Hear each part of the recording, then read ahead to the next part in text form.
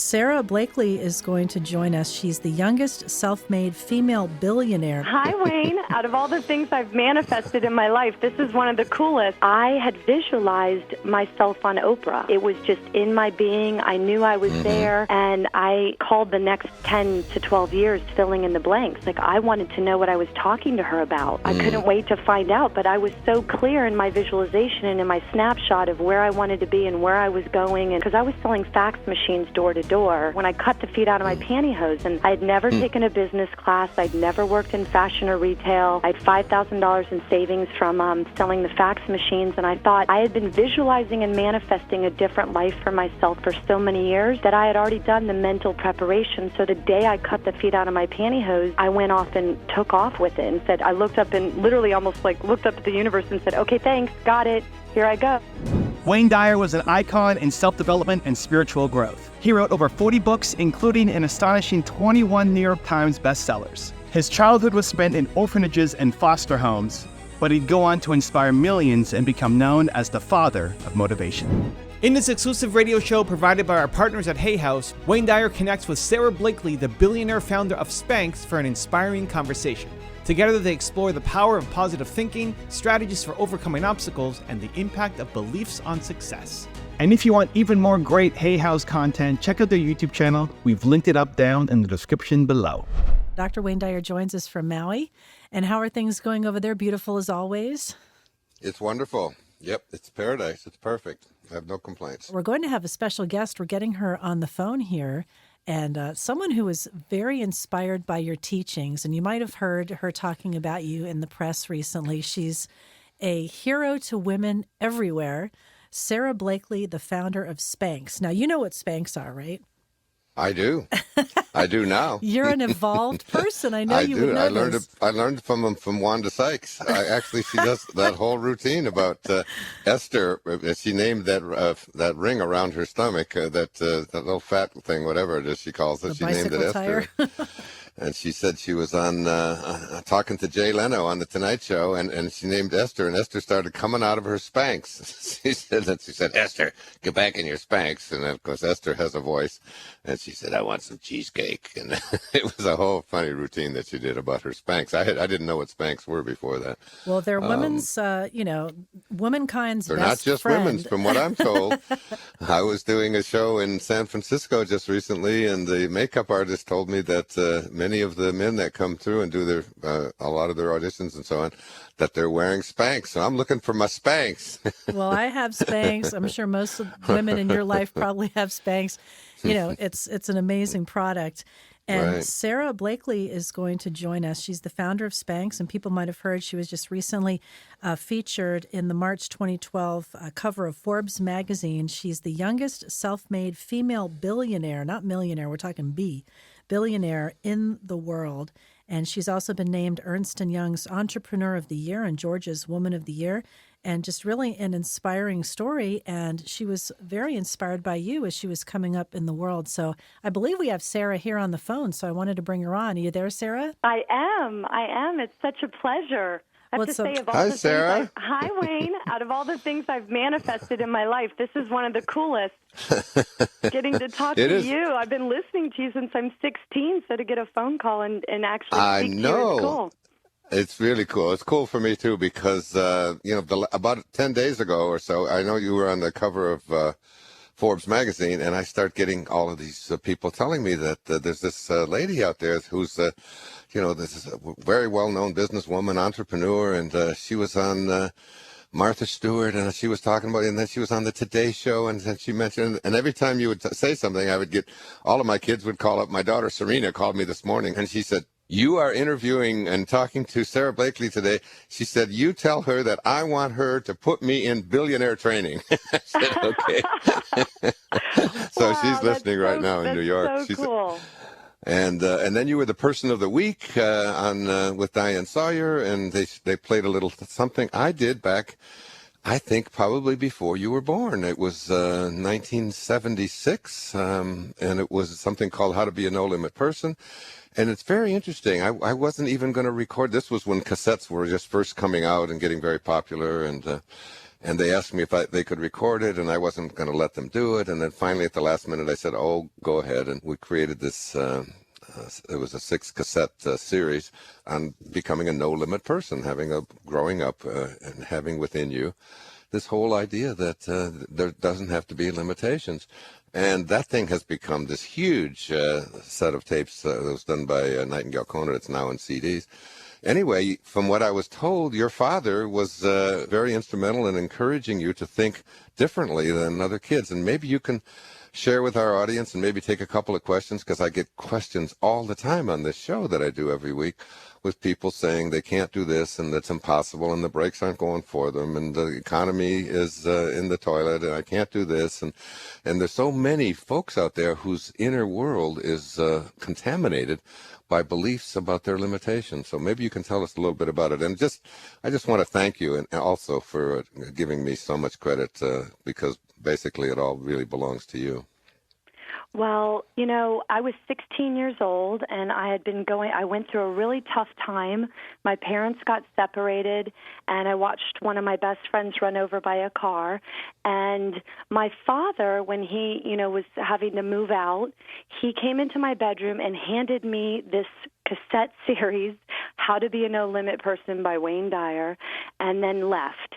And I just remember, you came into my life at a point where I think my life could have gone one way or another. And I listened to that series so much, Wayne, that I actually memorized all 10 tapes. I mean, I had them. Is that right? I had them verbatim, and it became kind of a running joke in my high school. Nobody wanted to get trapped in my car because it was always playing, and I would always say, "No, I've got 5 minutes with you, taking you home from this party. You're going to listen to this. It's life-changing." And I even took it to my principal of the high school and said, "Why aren't we teaching young people how to think? Can you please introduce this series even 1 hour a week in their curriculum?" And I think it would change all of the course of their lives. So my dad had started listening to it, and he basically just said, "Sara, I wish that I had discovered this at your age and didn't have to wait till I was 40 years old to discover this." And that was just powerful for me at that time. I started listening to it, and it changed Sara, the course of my life. It's interesting, two things that inspire me when you're saying this. One is I want to talk to you about what it was that what the message was that was so profound for you. But also there was something inside of you that said, this isn't just for me. And I think that's it's an important part of my life and what I teach right now with my films and lectures and where I am in my life at the age of 71. Which is, it's not just for me to have a better life, but it's like you felt so inspired to have your friends know about it, to have your principal know about it, to have your family know about it. What was going on inside of you as a young girl? Because this is what I think of what leadership is really about. It's not so much about how what's in it for me. It's how may I serve? How can I take this information and use it to make a difference? It seemed like that was really going on for you very heavily. Well, it was. And I mean, I think the interconnectedness of us all and your teachings and your speaking about it just created such a deep awareness in me and resonated with me, such truth.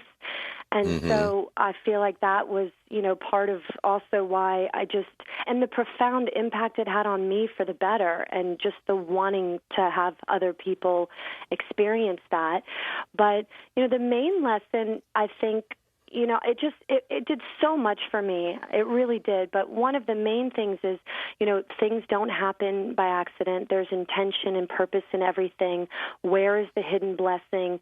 You can't control what's happening in your life, but you can certainly control how you process them. And that liberated me so much at a time that I was so. And all of these external things were happening to me with my parents' divorce, my friend dying. Then I experienced death of a few other friends briefly, after that.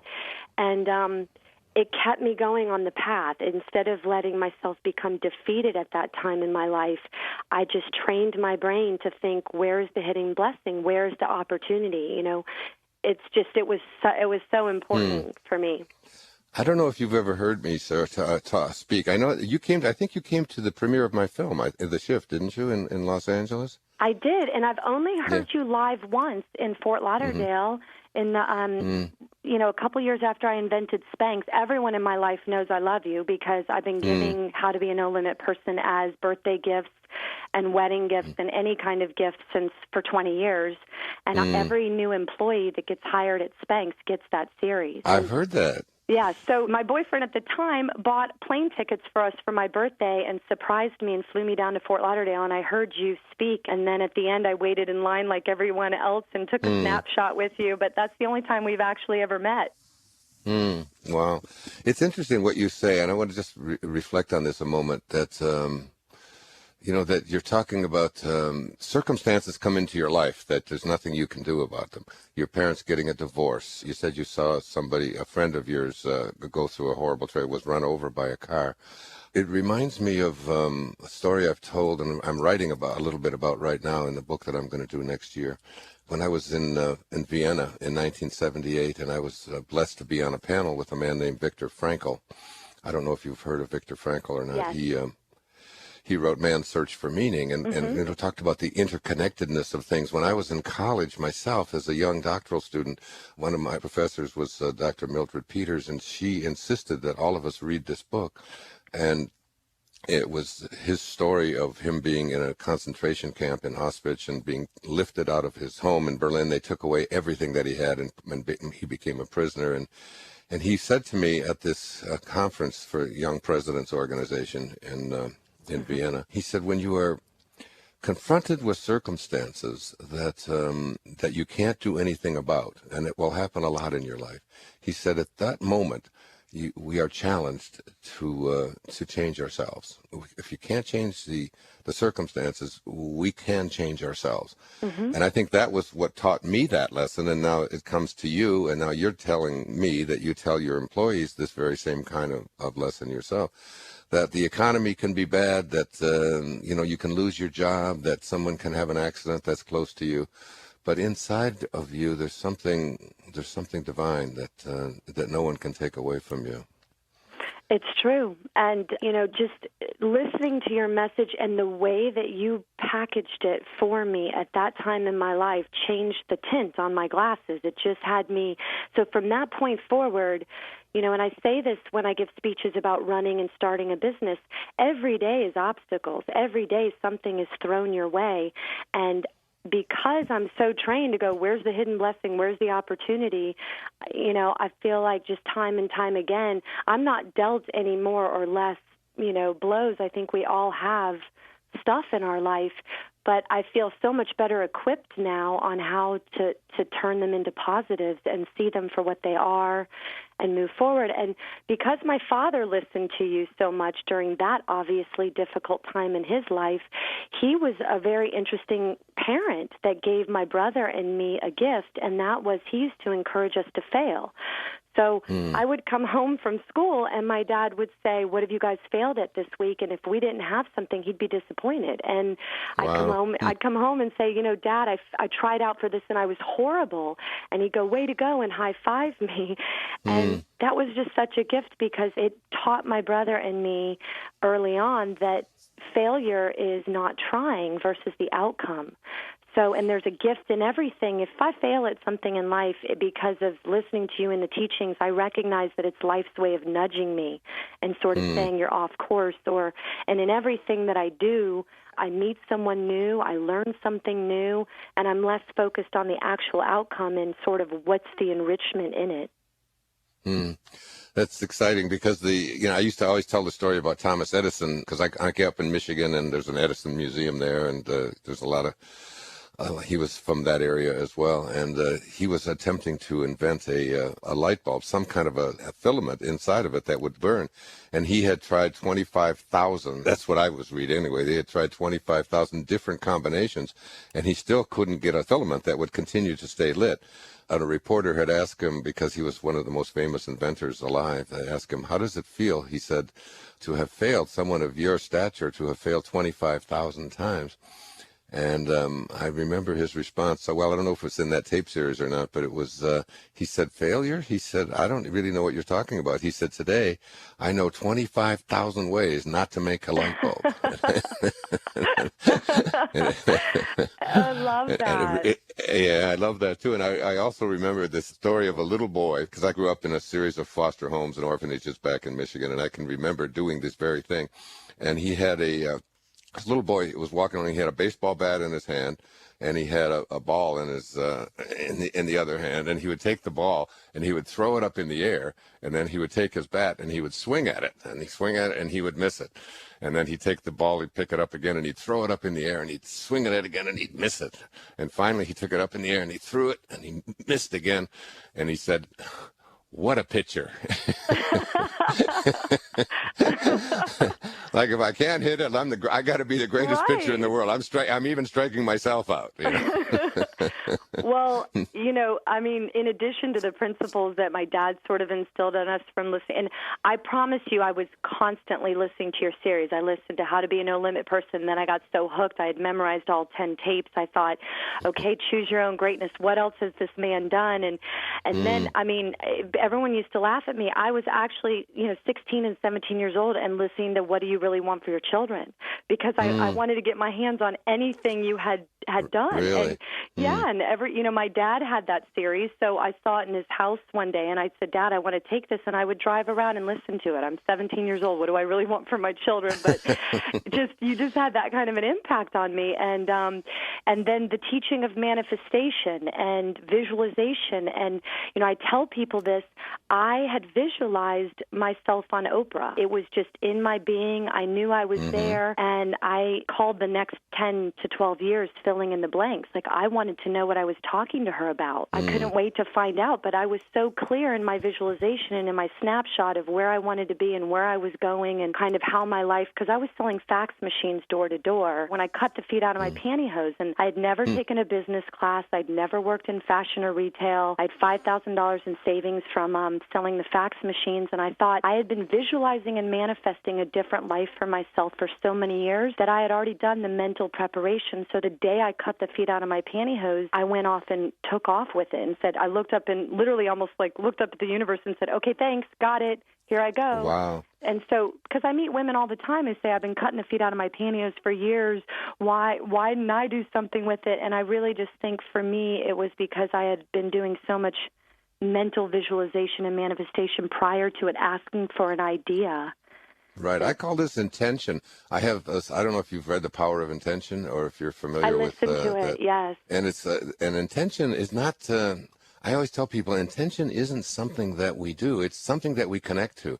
Did you ever get the sense that there was, well, let me go back on this a second. My own evolvement has gone from How to Be a No Limit Person way back in the 1970s when I wrote that, into the kind of work that I'm doing now, which is, I don't know if you've seen, we sent you Wishes Fulfilled and yes. A Spiritual Solution to Every Problem and Excuses Begun.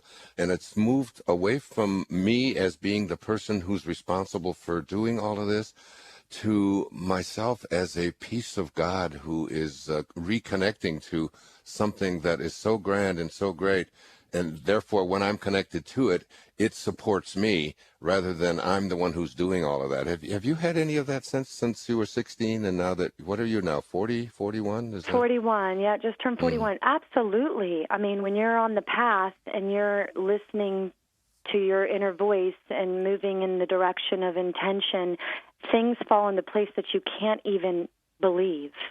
And tell us how they fell into place for you. You had, from what I'm told, you grew up, was it in Georgia? Is that where you grew up? I grew up on Clearwater Beach, Florida.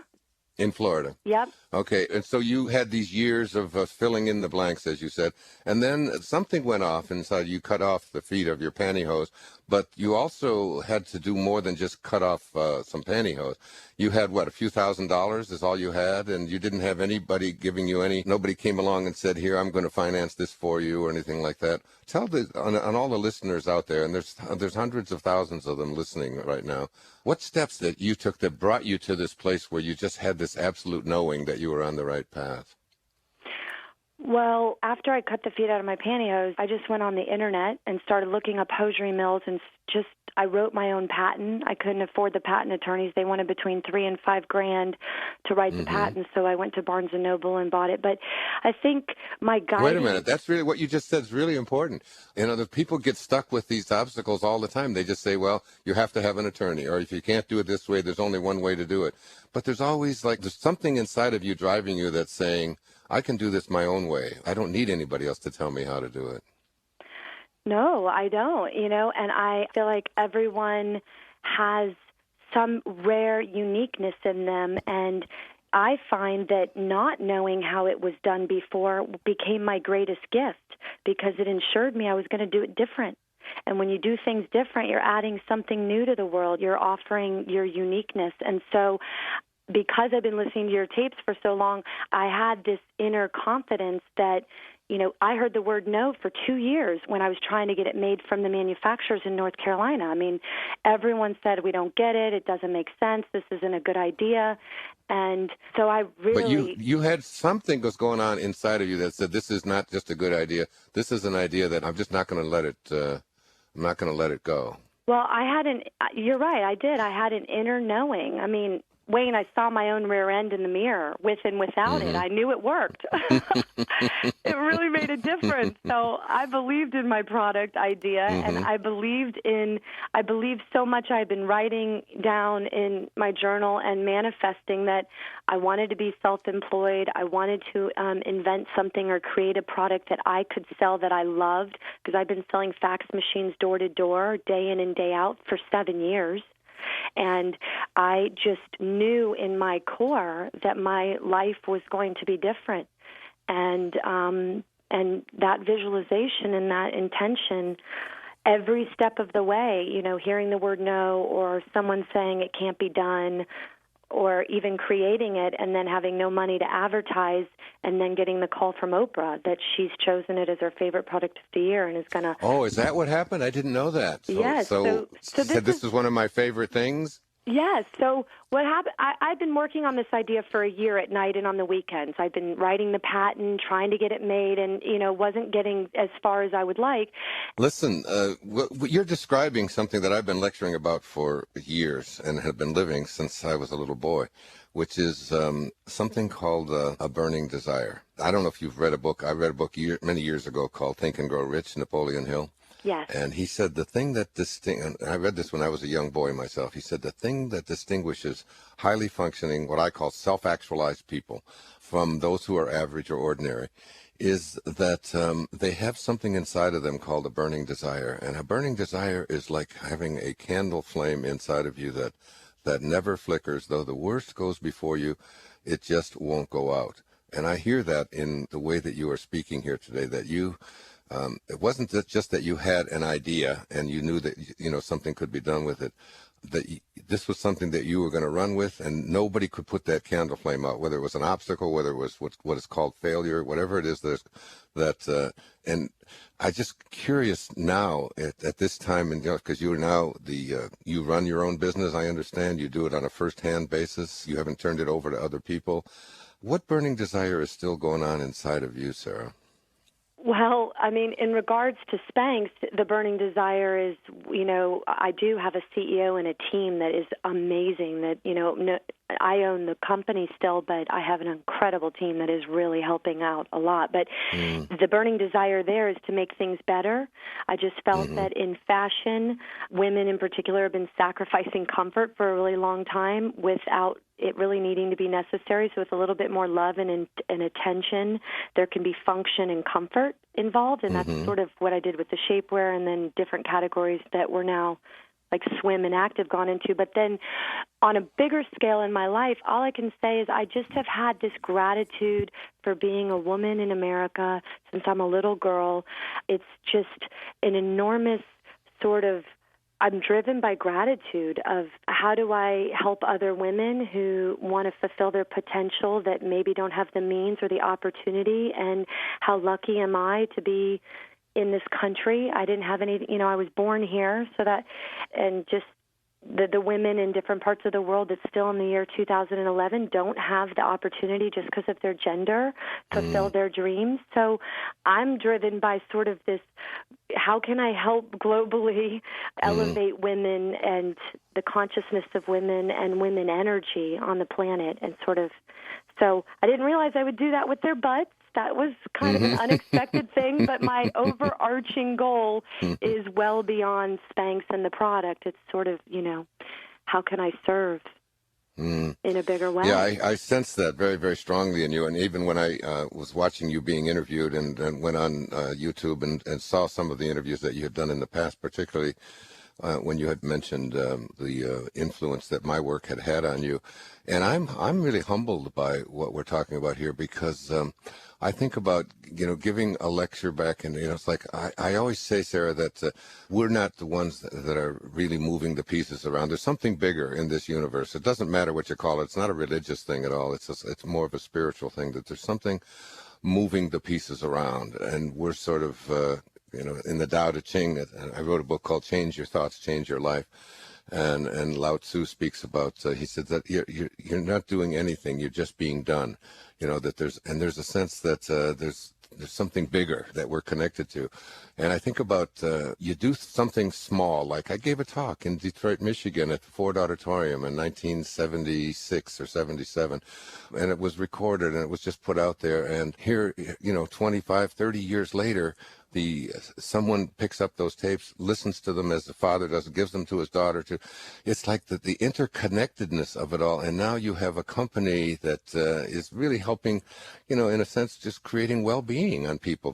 People who look better and feel better are happier people, really making a huge impact. And I think back to, what was it that motivated me to even allow that taping? Because I went back, I can remember going back and forth on the stage when I was deciding, do I really want to commercialize this message that I have? Because I had a sense that for me, it's not about selling products. It's just about making a difference. And I went back and forth, and I thought, okay, go ahead, let them tape it. And this was a whole new industry that they were starting with, with motivational tapes and so on. And then I think about so many of the other things that, I was talking about Viktor Frankl, and Viktor Frankl, my relationship to him has moved from, I called the film The Shift, originally I called it From Ambition to Meaning, that I had this real strong ambition within me to make a difference and do all of these things. And then I began to make a shift in my life to the inner mantra wasn't what's in it for me. My inner mantra was, how may I serve? How may I serve? And it seems to me that you're doing that with your business, and I'm just so proud to be associated with it, and that all of those little decision-making things that I thought I was making were really being orchestrated by something much bigger. And I say it to you as a young entrepreneur and the CEO of a major company and someone who's accumulated a lot of wealth, that when you describe the bigger thing about the women and so on, and when I talked to my daughter Serena this morning, and she said that she wanted to tell you that, she's so motivated by what you have done, but she's motivated internally by something about just ending human trafficking of young girls, in the world. And it's like you can be a wonderful example and have a great entrepreneurial success and so on. But the something bigger that's out there is, what intrigues me the most about your story and about what you're saying. Well, I couldn't agree with you more, and I'm so glad you did tape that and agreed to do that. And, I often relay a similar message to my current team and say what we're doing is so much bigger than shapewear, because the success of Spanx has made my story of how I started become bigger and more relevant and stayed relevant for the last 12 years. And we don't know how this is touching somebody. I got so many emails and phone calls and tweets since Forbes hit from people saying this is exactly what I needed to read in this moment, or I'm in the middle of trying to do something and was about to give up. So I just can only, imagine how it's continuing to perpetuate forward, that there's someone out there that, because of Spanx and what we're doing. I mean, yes, we are shaping women's bodies and now men's, but our goal is to do so much more than that. And I feel so much gratitude towards you, Wayne. You have made a profound difference in my life, and I have wanted to share you and your message with anyone who will listen for many years. I am as well, and I'd like to just offer, perhaps in the near future we can put something together, some kind of a program which would combine the things that I have taught and the things that you have learned for so many women, particularly out there, but not just women, people who have a tendency to believe that they're failures or believe that they have to give up or, even an interview kind of thing, just like what we're doing, and put it out there and let people know what a huge impact we can make. So perhaps we can team up in some way in the near future and create something powerful like that, if you'd like to do that. Yeah, absolutely. I would be honored. It's a Can gift. we just take a couple of calls, Diane, and let Sara go? I mean, I know you're running a big business. I one of the things I didn't really get to was that you took what you had you took all of your life savings or whatever you had, which wasn't very much, and just went into this thing like full force and said, I'm going to make this happen. And you didn't have anybody else financing it or doing it for you. It was like, what did you have? $5,000? That was all you had left? Well, I had $5,000 that I had saved from Danka, from selling fax machines door to door, and that's what I had allocated to start the company. So I've been self-funded from the start. I never took in any outside venture capital. I didn't even know what that was. And I've never advertised because I didn't have the money to advertise early on, and then it just took on a life of its own with the power of women sharing the secret with other women. And, here I am 12 years later, but... And tell us, what is your size of your company now, and what is its outreach around the world? Well, we're now in 40 countries, and we have over 200 products, and we have 120 employees, and I think 100 of them, 110 of them are women. And I have a female CEO, Lorianne Goldman, and she's been with me, for I think 10 years now. And we complement each other very well so that I can be out promoting and thinking up ideas for the products with my PD team and marketing and creating. And she's amazing too. So she came into my life just when you said, what are examples? We met her in the hosiery department. She was looking for size A nude fishnets for a party, and just happened to be stopping into Saks Fifth Avenue in the first, year of our business, dropping off a few products that they had run out of, and overheard her telling the sales rep, why don't you have the right size Spanx in? I've been here 3 times, and that's how she became our CEO. Really? Isn't that amazing? In my new book, In Wishes Fulfilled, I have a line that says, it's a quote from William Blake. He says, everything that now exists was once imagined. And what I've done with that quote is I've taken the corollary of that and said, in order for something to exist, you must first be able to imagine it. And all of this, all of what we're talking about here, all of these employees and this in all of these different countries and the accumulation of this wealth and all of this, it started with an idea. It started with just a simple idea. And then it was buttressed by the internal knowing that this idea is something that I can make manifest if I connect in the right way. That's really the power. It's the power of your imagination. It's the greatest gift that any of you have ever been given. The power of your imagination, to be able to put something in there and then to assume the feeling of that wish being fulfilled and to live from that place. It's so powerful. You're such a great example. Let's take a couple of calls if we can, Sure. Diane. Well, here's one call of someone I think who could definitely benefit from Sara's experience. Phoenix on line 4. Actually, Sara, from your neck of the woods, calling from Atlanta, a young filmmaker who wants to know the best way to get out there. So, Phoenix, are you there? Welcome to the show. Hello, how are you doing? Great. Good. Hi, Phoenix. Hi, Dr. Dyer and Ms. Blakely. I'm a little nervous. That's okay. Yeah, it's so amazing that what you guys have been talking about, the synchronicity of it all. One of the things that I wanted to do with my filmmaking is I want to interview people who have done service like yourself, actually. Mm-hmm. And what I wanted to do was I wanted to interview them, and I was going to put it on YouTube and Facebook and those type of things because I don't have a lot of money like Miss Blakely did when she started out. So that's what I wanted to do, and I was wondering, how I could get that going, what I could do. Do you have any ideas? I mean, are you guys available? I'm actually going to be at the conference. The I Can Do It in Atlanta. Yeah, the I Can Do It conference. Well, yeah, go ahead. Sarah, do you have any reaction? And I will give mine. Well, I would just first of all say, Phoenix, the fact that you're listening and, you are accepting this sort of teachings and thoughts into your life, you're already well on your way. And I would just say be very clear about what you want in the manifesting of it. Maybe put the list down of people that you want to come into your life, and don't give up. I'm thinking about, you mentioned Oprah earlier, Sarah, and I was just with Oprah just 2 weeks ago. We just did a 2-hour interview together. It was on her OWN network. And Oprah's story is very similar to yours, Sarah. She always just sort of internally had a vision about what it is that she knew that she could do. And it wasn't about just reading the news and having somebody else fit her into some kind of a compartment that they thought this is where she would be. She was bright, she was attractive, she could speak well, and she could read the news. And they had her reading the news. But inside of her, she just said there was something saying, there's more to what I'm doing. And it's interesting, when I was talking to her just last week, she said when she did an interview with somebody and talked to them about what their potential was and so on, she knew that a light bulb went off and that this was what she was going to do, that she was going to have her own talk show and so on.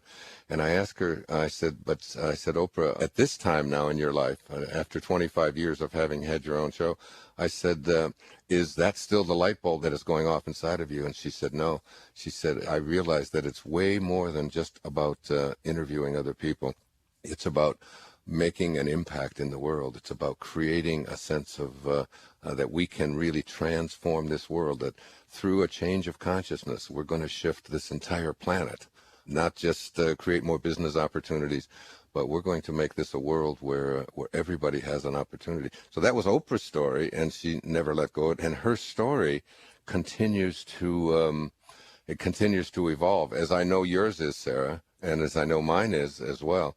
And as yours is as well, Phoenix. It's like you've got to hold that vision and don't let that candle flame flicker no matter what goes before you. Just internally have that, I call it, you've heard me lecture about it, I call it being a scurvy elephant.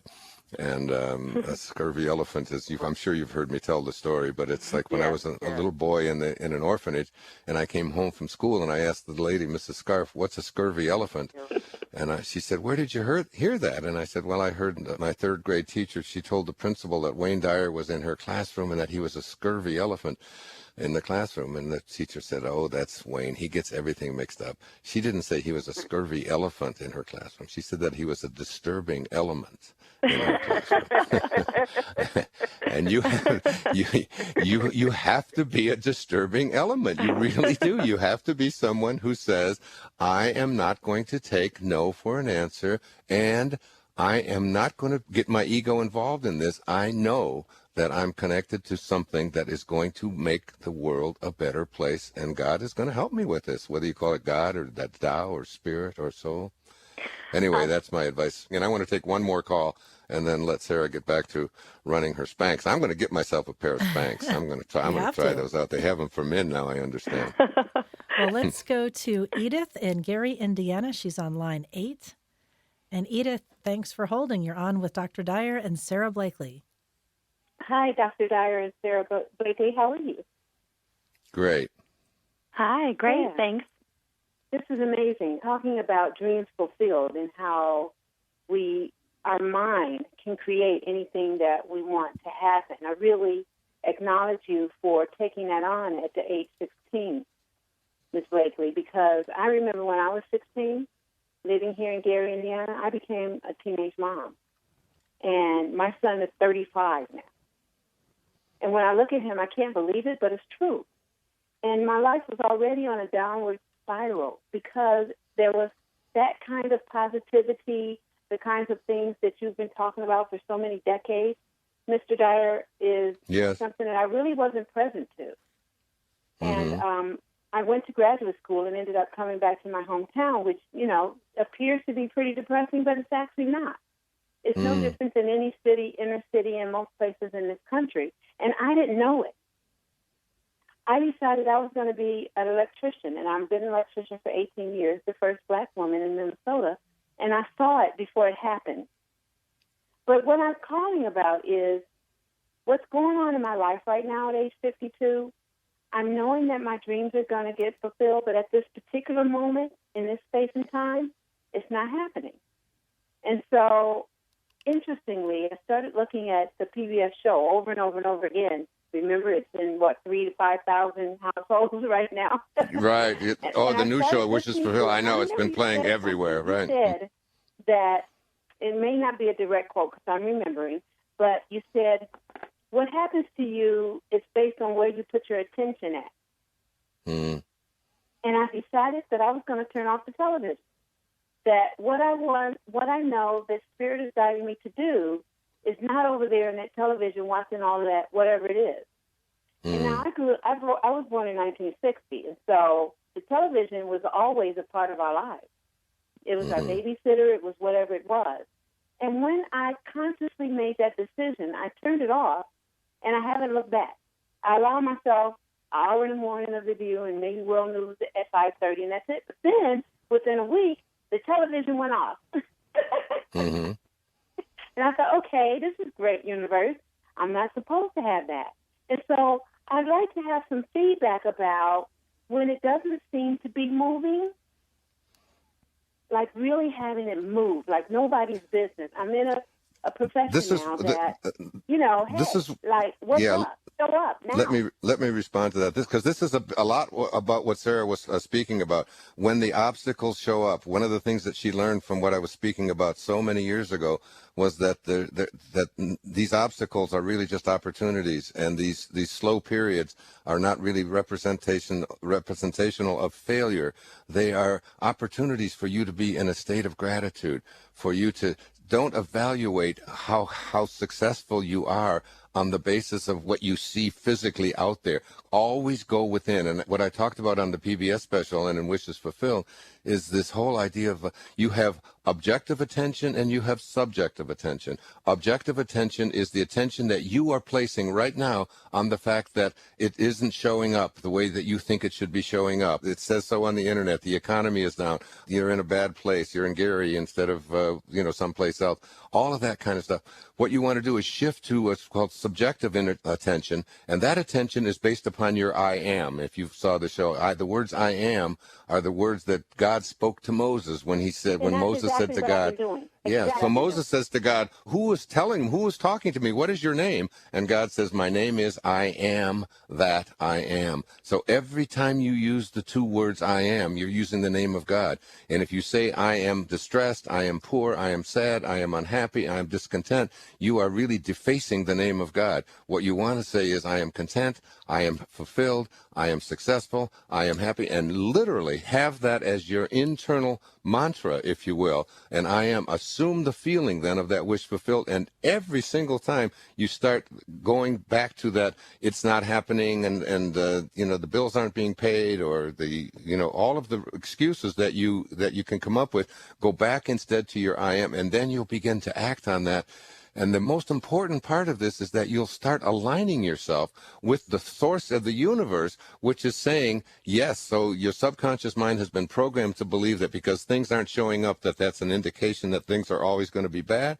Instead, you start saying to yourself, I am already successful, and then you'll align with God, which makes things happen. We got to go. I'm sorry. I know we just have about 30 seconds left. Sara Blakely, I love you. I'm so proud of you. Thank you proud so to be much. associated with you. And thank you for sharing an hour of your time with us and with hundreds of thousands of people all over the world. God bless you, my dear. Thank you so much, Wayne. It's such a blessing and a gift to talk to you. Dr. Wayne Dyer joining us in Maui. Dr. Dyer, it's great to chat with you. Thank you. It's good to be here. So my brother sent me, just before we take calls, I just want to read this.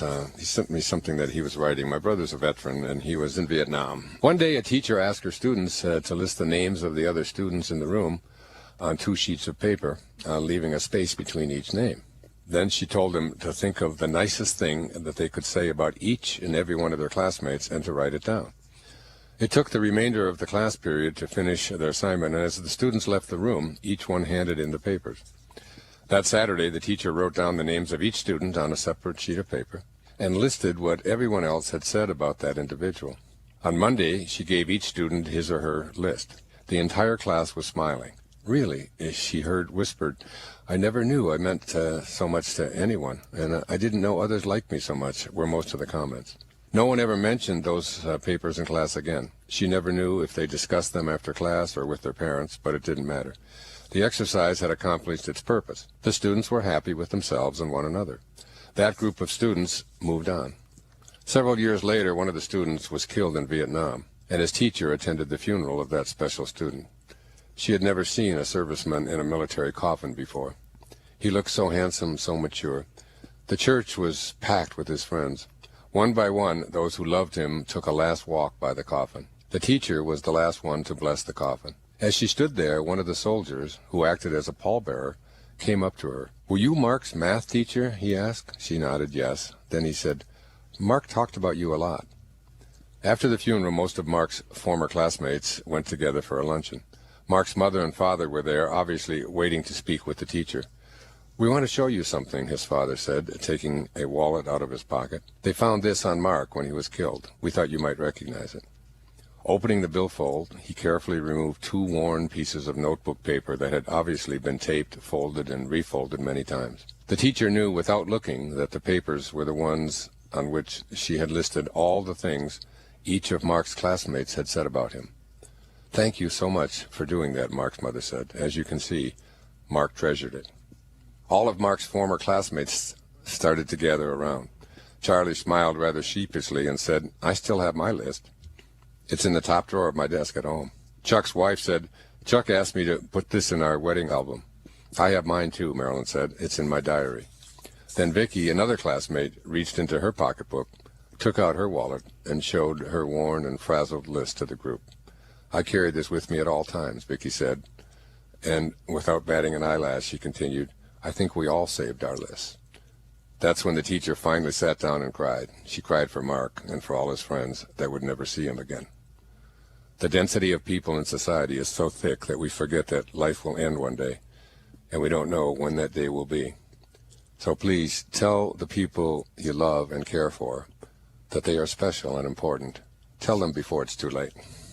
I just thought that was such a beautiful message. Wow, that is and beautiful. What a wonderful thing to do in a classroom, because I remember years ago I came across some research in some of my reading, and I jotted it down, and I used this in a lot of my earlier talks, that there's a tribe in the northern part of South Africa where whenever anybody in the tribe gets out of line, misbehaves, starts acting crazy, does things that are inappropriate, whatever it might be, gets angry, lashes out at people, whatever, that everybody in the tribe would gather around and they would put the person in the middle of the circle. And everybody in the circle and everybody in the tribe would go around and say to this recalcitrant, troublemaking person sitting in the center what they liked about him and what they loved about him. And rather than all of them pointing out all the things they didn't like and the things that were wrong, they just consistently would tell them how wonderful they are, how much they were treasured, what they liked about them, and so on.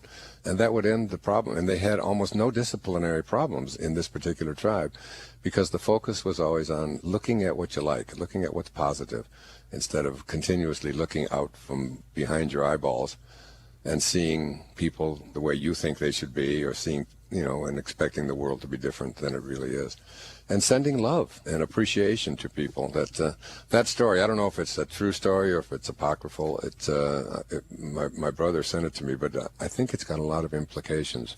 And you school teachers out there who might be listening, what a wonderful idea to do in a classroom, especially in a classroom where everybody knows each other, to let them hear the things that people don't say enough about how much they're loved and how much they're treasured and so on. I love and I that learned story. this lesson. Yeah, I learned this lesson personally years ago with one of my children who was having some issues with prescription drugs. And what I did, I don't know how long ago this was, 20-some years ago, I called a family meeting, and I had everybody in the family tell this person, one of my children, how upset it made them to see her behaving in these ways, and the impact that it had on them, and the impact that it had on mom and on dad and on the family and so on. And each person, as they would go around, would be saying, negative things to this person and just reinforcing perhaps the reasons why these prescription drugs were being used in the first place. And it was a very important lesson for me to learn that if I were to do that over, and I did do it over later, is to put that same person in the room, and instead of having everybody point out what you don't like and what's wrong and what's missing and how you're hurting everybody else and so on, but instead to say to that person, have each person talk about all the things about them that they love, the things that they treasure, that they remember about them. So that came out of my own learning experience, and I just thought I wanted to share that here this morning, because so often, so many of the calls that we take here on the radio show are a reflection of the one thing that I think everybody out there wants. Everybody wants to know that they are loved. And, that story about him carrying that around with him for his whole life, it's like whenever he would have any doubts about that, he would open that little piece of paper that he carried and be reminded about how valuable he is, how loved he is, how terrific he is. We all need to know that. And I think if we did that, not only could we change the consciousness in our families, but we could change it in our communities, in our country, which God knows needs a lot of bringing together. We become the divided states of America instead of the United States of America. And the same thing globally and in the world, because with what's going on in Gaza today and what's, with planes being shot down out of the air, and we've got to look within and find, in our neighbors and in our people, especially the ones that annoy us, what about them that we love rather than what about them that we hate? It's a good way to focus in our life. As I say in my stationery, a good lesson.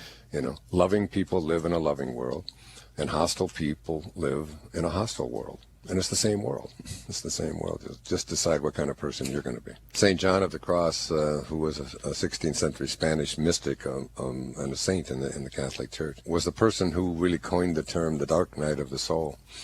Said that he had one quote that I've always remembered. He said, "Where there is no love, put love, and you will find love." And I think that really speaks to compassion. And, if you really want to find love, just look where there is no love, particularly, in some of the kinds of things that are going on in the world today, and put love there, and then you will find love. And in your daily relationships with each other, it's a good lesson. Just put some love there, and guess what? That's exactly what you'll see coming back to you. And that was St. John of the Cross? Yeah, St. John of the Cross. Yeah, he was a Spanish mystic. He spent a lot of his years in prison.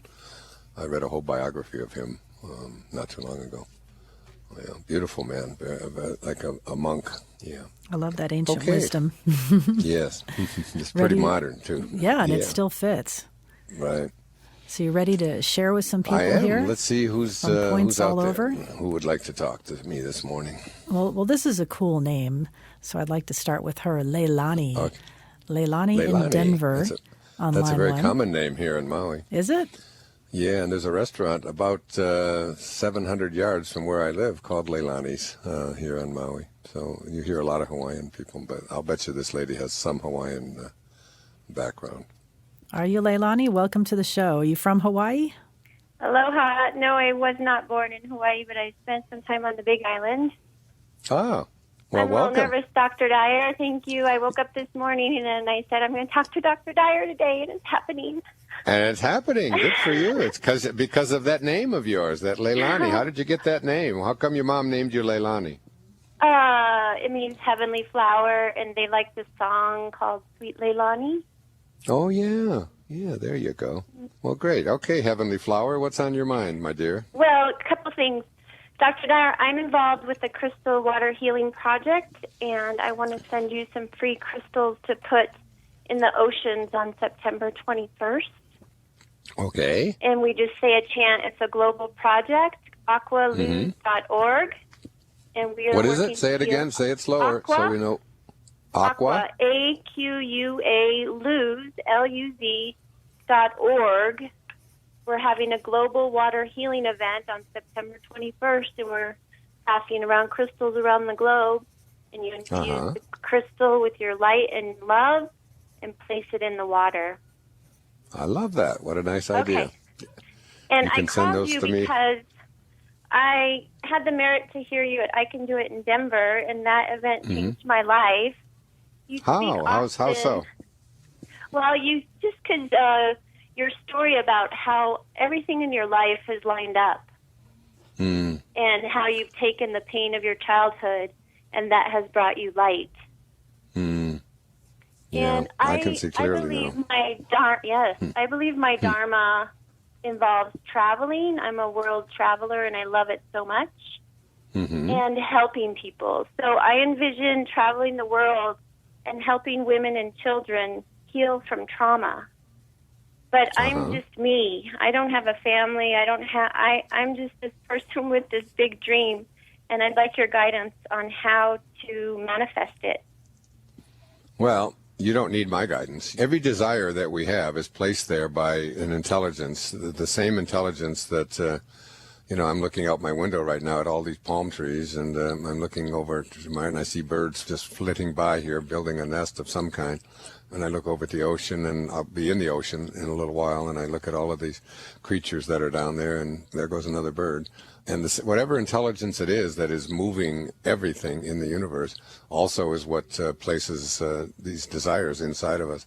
It isn't something that we can do with our human personality, because our human personality has no idea even what a desire is or what a thought is. We are restricted to our senses, what we can touch, what we can see, what we can feel, what is physical, what has form, what has beginning, what has ends, and so on. But thoughts and desires are outside of that realm completely. You can't get a hold of a thought. How many thoughts can you put in a quart bottle? It's infinite. So whatever it is that places these desires inside of us, it's what I call our impersonality, the impersonal part of us, that which is in everything.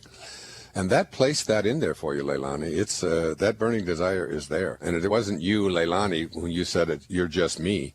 You're not just me. That's just a belief system that you have that identifies you on the basis of what you can see with your eyes and what you can touch with your hands and what you can smell with your nose and so on. But who you are is really a piece of the divine. You have the intelligence that creates worlds deep within you. It's who you are, and it placed that in there, this whole crystal project and the things that you want to do and the traveling, and helping people, women and so on. All you have to do is not let yourself get distracted from this intelligence that was placed in there. You have to remind yourself, why do I have such a desire to do this? Where does this come from? And then you stop yourself and say, well, the answer to that isn't going to be found in my human self. It's going to be found in my spiritual self.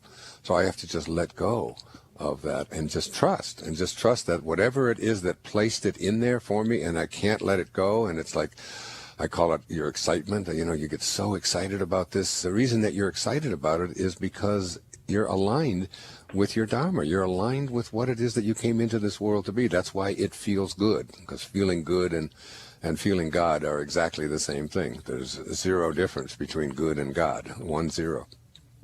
So now you trust in that, and you say, okay, this wasn't me that placed this in here, and so I'm going to allow myself to surrender to it.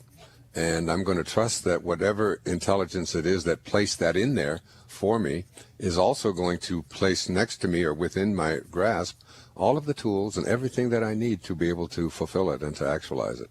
And this is what I can see clearly is about. Now you have to move into the ladder that I've spoken about so many times here on the show, that Rumi said that when we are born, a ladder is placed before us to help us to escape from this world. That is, to escape from the belief that our senses are the things that are our reality. So now you have these rungs on this ladder. And the rungs on the ladder are things that I call willingness. Like, how willing are you to do whatever it takes to align your behavior with this burning desire that has been placed inside of you? And if you have anything on your unwilling list, well, I'm not willing to do this, and I can't afford that, and it means I might have to move here, and I might have to change this relationship, or I might have to change jobs, or I might have to go to, whatever it might be. If you read I Can See Clearly Now, you are listening to a man who was always willing to do whatever it took to fulfill that Dharma, to climb that rung on the ladder, to help me to escape from this physical world and move into the world of spirit, where all things are possible. With God, all things are possible. And as I always ask my audience now, what does that leave out?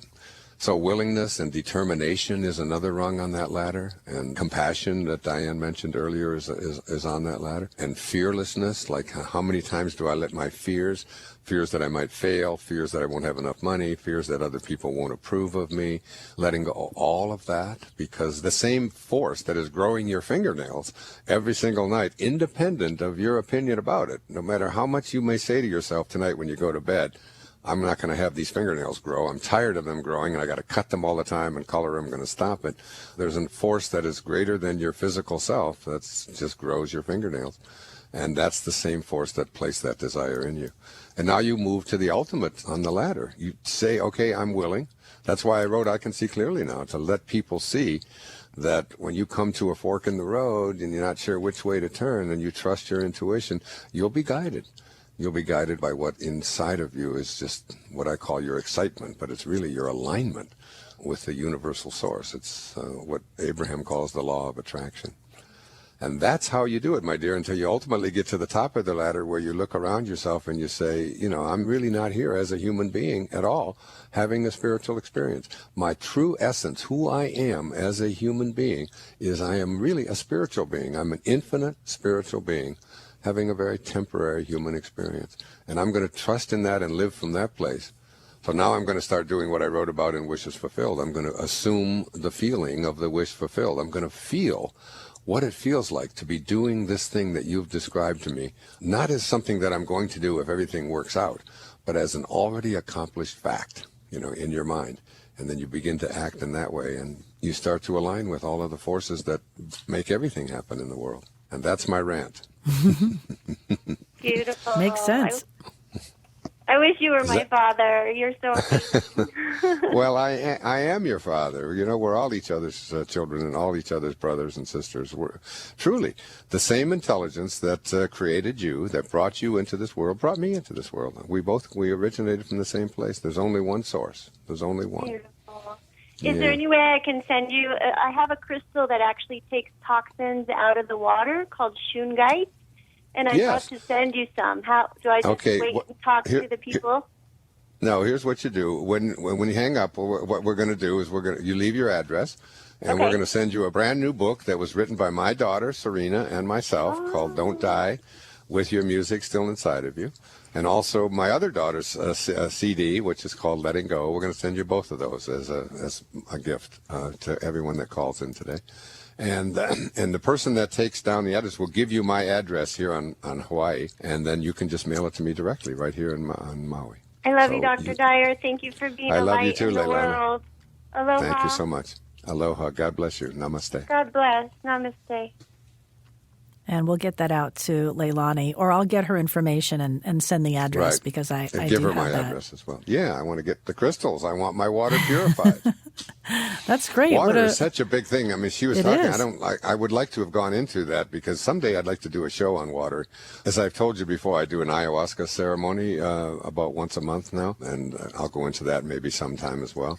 But one of the lectures that was given in the middle of that ceremony, the last time I was there about a month ago, was a talk on water. It was a gratitude for water. And, you know, when I did the Tao, and I was a Taoist for a year in 2005, when I wrote Change Your Thoughts, Change Your Life, based on the Tao Te Ching, 27 verses in the Tao mention water and what we have to learn from it and how it's... you know, the essence of it. And this talk that was given and these songs that were sung as a tribute to water and just being in it, it's like gratitude is one of the big themes in my life these days. You know, in my talks, I now thank my audience very often for all the wonderful things that have come into my life because they've decided, you know, that I would be someone whose books they would buy or whose lectures they would listen to or whose lectures they would pay to come and hear. And I'm in that state of gratitude. And I think water is one of the things, and air and fire, you know, and these kind of things that we just simply take for granted. And then our livers, you know, we should have Liver Appreciation Day, you know, every single day. Because without that liver, you know, there's not many breaths that you're going to take. And water is one of the things that I feel very strongly about, that it's being contaminated in our world. Well, it's certainly an important issue around the world and something, I mean, you're right. We do take it for granted, you know, here in the States. We're a little more aware, I think, in Southern California because we're drying up here and we have no water. And then on the East Coast, we're in floods. And I've often given this metaphor. I don't know if I've done it on the radio show or not, but I will since it's come up. It's like balance. We're just out of balance. And consciousness, we know that our consciousness impacts everything in our environment. You know, I was looking at some studies of the impact that our thoughts have on plants. You know, when you're around plants and plants know that you're someone who doesn't respect them or has got hate in your heart, they close up and so on. And when you come at plants with love and so on, you know, we know that our consciousness impacts simple things like plants and the animals and, of course, each other as well. And if our consciousness impacts the environment, then, and our environment is really out of whack, it seems to me these days. I mean, so many floods and so many fires. I mean, there's a huge fire up in the West Coast, up in Washington, that's out of control. And then on the East Coast, we got a country that is divided, the divided states of America. On one coast, and what is happening physically in our planet is that we're so out of balance that we're on one hand, we're all the way with water, all the way to the left, there is no water, it's drought. And on the other hand of the country, we have so much of it that it's drowning us. And that there's some connection in there somewhere between, if we know that the thoughts that we have impact our plants around us, certainly we know that collectively, if enough of us have thoughts of division and hatred and what we don't like about each other, that collectively is going to impact everything in our culture. And so we've really got to get back to a place where we're thinking and living and loving as one rather than in a divided way. Mm-hmm. Yeah. So true. We're all connected in that universal field, right? Yes, we certainly are. So all right, where should we go next? That was a long rant this morning. That was my coffee. But it's good when you get on a roll. It's Yes, always something good. I like it myself. I go back and say, that was brilliant. Who said that? Right. Was that me? Write it down. Right. So let's go to Amy, and she's on line 3. And Amy, I know people probably say Missouri. It's Missouri or Missouri? Well, how do you say it? I say Missouri. Okay. It's the that's show right. me state. It's the show me state. It is the show me state. Right. Dr. Dyer, I have to say thank you for taking my call. Listening to you, I'm not even sure why I called, except for to say, first of all, the story you shared about the teacher. Yeah, isn't that great? My third grade teacher did that. Really? Tell me about it. I still have those. What she did was we had a student of the week every week, and we Right. would sit down, and the child would sit in the front, and she would go student by student and write down something nice about that student that the other classmates shared, and it would hang on the wall for the entire week. And so I actually got to do it twice that year because we ran out of students, and it's something that I kept forever. I still have them. And Now see, what motivated me to write, I can see clearly now. I don't know. Have you read that? Have you had a chance to read that yet? No, I have not. Make a note, Diane. We're going to send her a copy of that, okay? She's the one person left in the world who hasn't read it. Send it out. But in the writing of that, I was really motivated to write that, just to let people know that feeling, that it was motivated. I actually decided to write it. I was reading a book called To Know We Are Loved by Rashad Field, and that's F-E-I-L-D. For some reason, he's a Sufi. And he said that it's the one thing that all of us just want to have in our lives. If this is taken care of, all of the other things that we call problems dissolve right away. And that's just to know that we are loved. And imagine, you said as a third grader, that was like many, many years ago for you. And you probably have carried that thing around or you've referred back to it. And it's just a confirmation that, hey, I'm not only loved by my fellow students and my family and all of that, but I'm loved by a divine intelligence as well. I'm loved by whatever it is that is love. It's like Jesus said, God is love. If we came from love, then, when we have love in us, we have God in us, and we become God when we have love inside of us. Yeah, and to know that we are loved. So you carried that around with you, did you, for your lifetime? Yes, I still have them out in my garage. They're on Isn't little that cardboard paper. Uh-huh. Really great. But, so I actually wanted to be a third grade teacher because of that. That's what I was going to do with my life when I grew up. Wow. I love that. For a very long time. Yeah. Yeah. So well, thank you. Go ahead. My question really was, I'm at kind of a unique place in my life. I've spent a lot of time trying to energetically clear blocks from my past, and I've wanted to do a documentary for about 21 years now, and recently have been offered the opportunity to do that, but I find that as I'm supposed to be working on the storyboard and things, that I get stuck and just don't do it. And I want to do it. I'm very excited about it, and I just don't know what old patterns are coming up for me and how I can figure out what they are so that I can clear them and not lose out on this opportunity that I really want. Okay, so the biggest blockage that you have, you've already demonstrated in your question. And that is, seriously, I mean, I'm not being critical. It's that you can never accomplish anything unless you can first expect it of yourself. So the question I would have for you, Amy, would be, what do you expect from yourself? Now you want to do a documentary, and you know that there are going to be obstacles, and they're going to be different. There's going to be, this is going to come up, and that's going to come up, and that isn't, But have you already seen the finished product? See, when I start to write a book, for example, I'm already in the process of that. I want to share a little bit about what's happening with me in that in a future show right now, because it's just been overwhelming. I already have the completed book, a picture of it in front of me that I look at every single day. And so that'd be the first thing I would recommend, is seeing it already completed and fulfilled. If it's going to be a DVD or whatever it's going to be, however you're going to create it, get the packaging for it, even if it's going to change. See it, look at it, so that every time you look at it, you've already assumed the feeling that is emotionally inside of you, because emotions are what move this creative process, your feelings. And if you're feeling, just like what it feels like to know that you've accomplished this, if you could get that feeling now in this moment, and then what you do is you align with the universal source, the divine mind that allows everything to take place. You're aligned with it because that universal source always says yes. And so the funding will start to show up, the right people will start to show up. This is how this whole process works. It's getting past the doubt. I think the first the very first obstacle to higher consciousness is, I used to call it banishing the doubt. Shakespeare said, our doubts are our traitors. You said, I'm afraid old patterns are going to show up.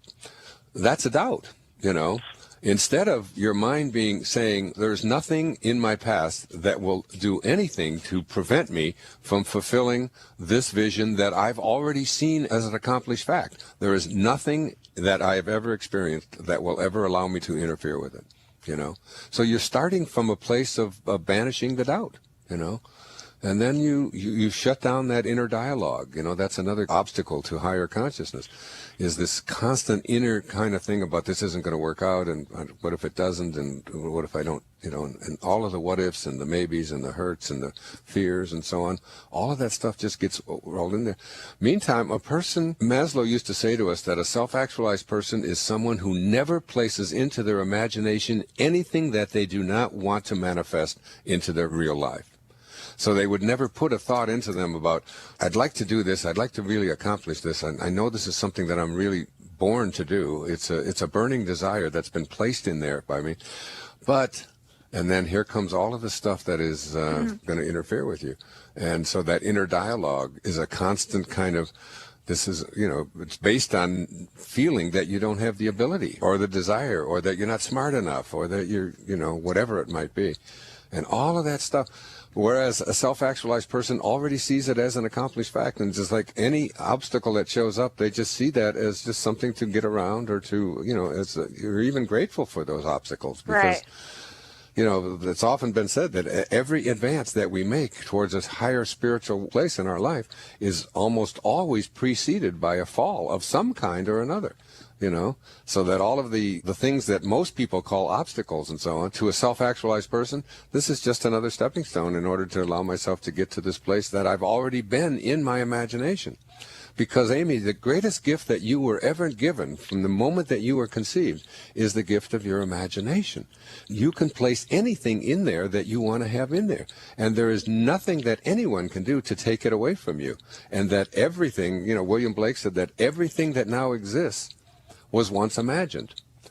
So I used to tell my kids that, crazy sentences like this, that the law of flotation was not discovered by the contemplation of the sinking of things.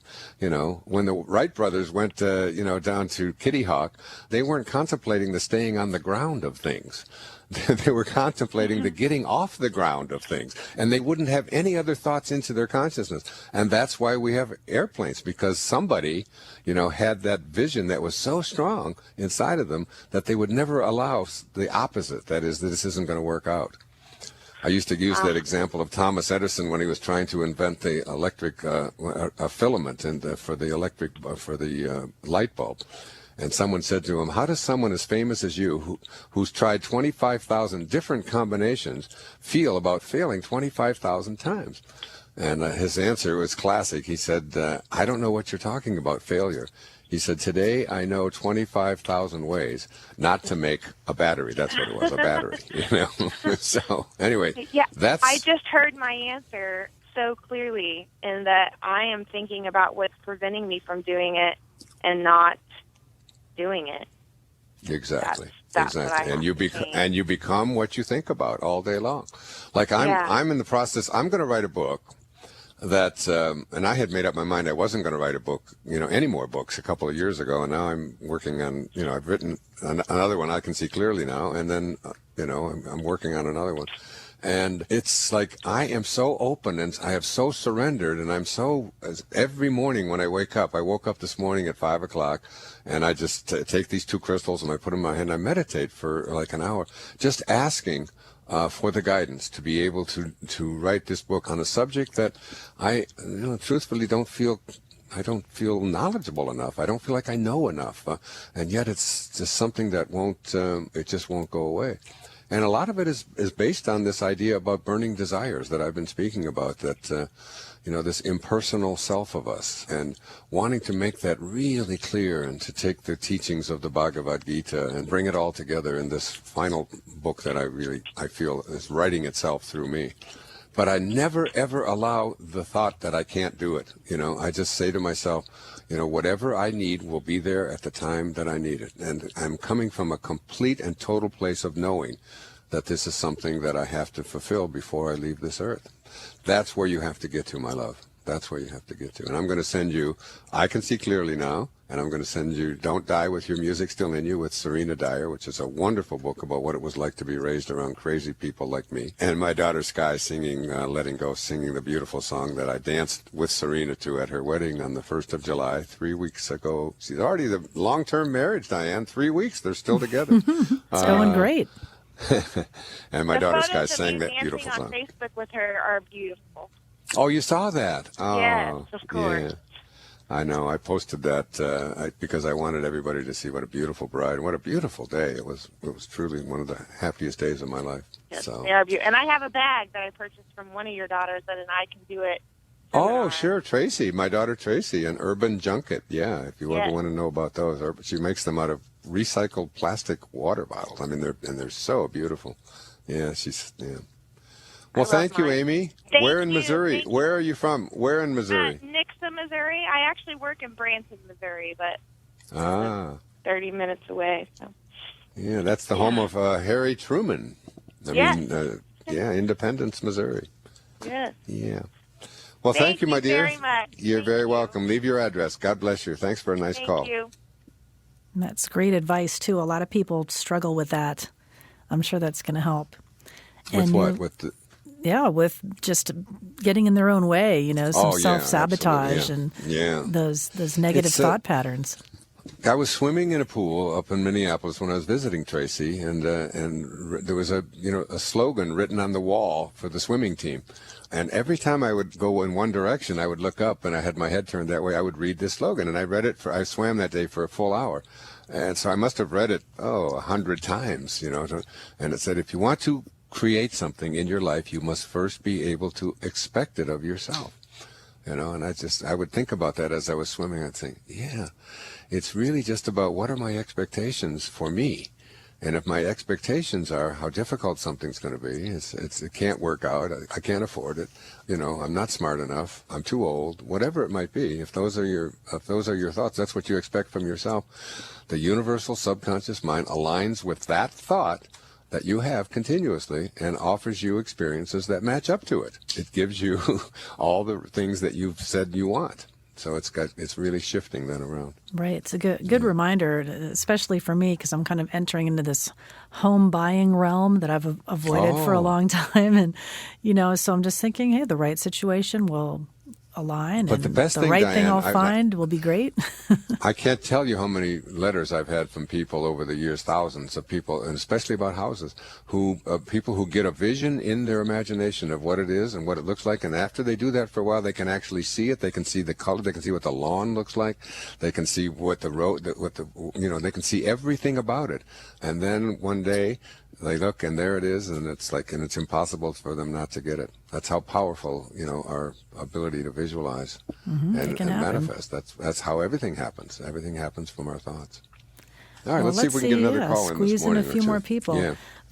I like this one. Allie in Los Angeles. She's on line 5, and I know a lot of people feel disconnected from friends and family and would like to feel closer. So I'm sure people can relate to what Allie's going through. And welcome to the show, Allie. You're on with Dr. Wayne Dyer. Hi, how are you? Hi, Allie. Hi. So, my family, I think I just basically rejected them when I was a little kid, and I moved away. I was able to manifest another home. And How old were you, Allie? 10. You were 10. You decided one day to leave, or? No, I wanted before that, and then when I was 10, an opportunity arose, and I moved into a home for kids. Okay. And it was my choice. I got to choose, and then I was brought to another country by my father, who they got divorced when I was 7. I guess America. I was brought to America, and I'm now ready, I think, to reconnect. But I've noticed that even with my present family, I have some closeness, but there's still a part of me. Like, I can be vulnerable with myself. I can be vulnerable with a stranger, but I don't really feel safe. I mean, when I'm with my family, I'm just not vulnerable. I'm just neutral.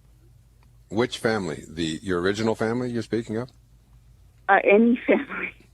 My current and my, Well, when you say current, what is your current family? Is it? Kids and my husband. It's your husband and children? Yes. Okay, and then now this family that you would like to reconnect to, but who does that consist of? Sister, brother, mother, my father who's in New York. Yeah, that's that. Okay. So, and have you been estranged from them for all these years? Yes. Okay, and now there's something inside of you, and what is that something inside of you? What is this burning desire inside of you saying to you about reconnecting with this original family? What's the motivation behind that? Do you have any idea? Yeah, I want to open and step more into myself, and I have to let go of these patterns of rejection. And I don't actively reject and hate them or anything. I just decided that they weren't working for me, and I needed to find something that was going to support my needs better. So I don't know what I did. It's like I shut down in some way, and I've done that with all humans. And that's shifting inside of me, but I'm still, even people want to get close to me, and I'm just neutral. I don't know. Yeah. Have you listened to the whole show? Were you on at the beginning of the show? When I read that little piece about the school teacher and the children in the 3rd grade? I wouldn't have trusted what anybody had said. That I don't believe that they would have said something that nice. It would have been just polite. That would have been a story. I can change that now. I can think of and purposely, but that was. Let me ask you this. Do you believe in God, or like some kind of divine presence that allows things to come into the world? Doesn't matter what we call it, but that there is some kind of. And do you believe that whatever that God is, whatever, do you believe that it's loving? I had an experience in meditation where I was able to see love, and I was able to see how it was constantly surrounding all of us, and the only reason a person doesn't experience or see it is because they're participating in some form of rejection of experience. So, Allie, let me ask you this, because we only have a few minutes left, and I think it's really important for you to try this little exercise. Just imagine God, the source from which all things are come, and the thing that we know about God, what it is that it's that there's no place that it is not, that it is eternal, that it is omniscient, that it is all-knowing and all-powerful, and that it is eternal. So and most of the great philosophical teachers will tell us that if you ask them what is real, how do you define reality, they will say that is real, which never changes. That is real, which is eternal.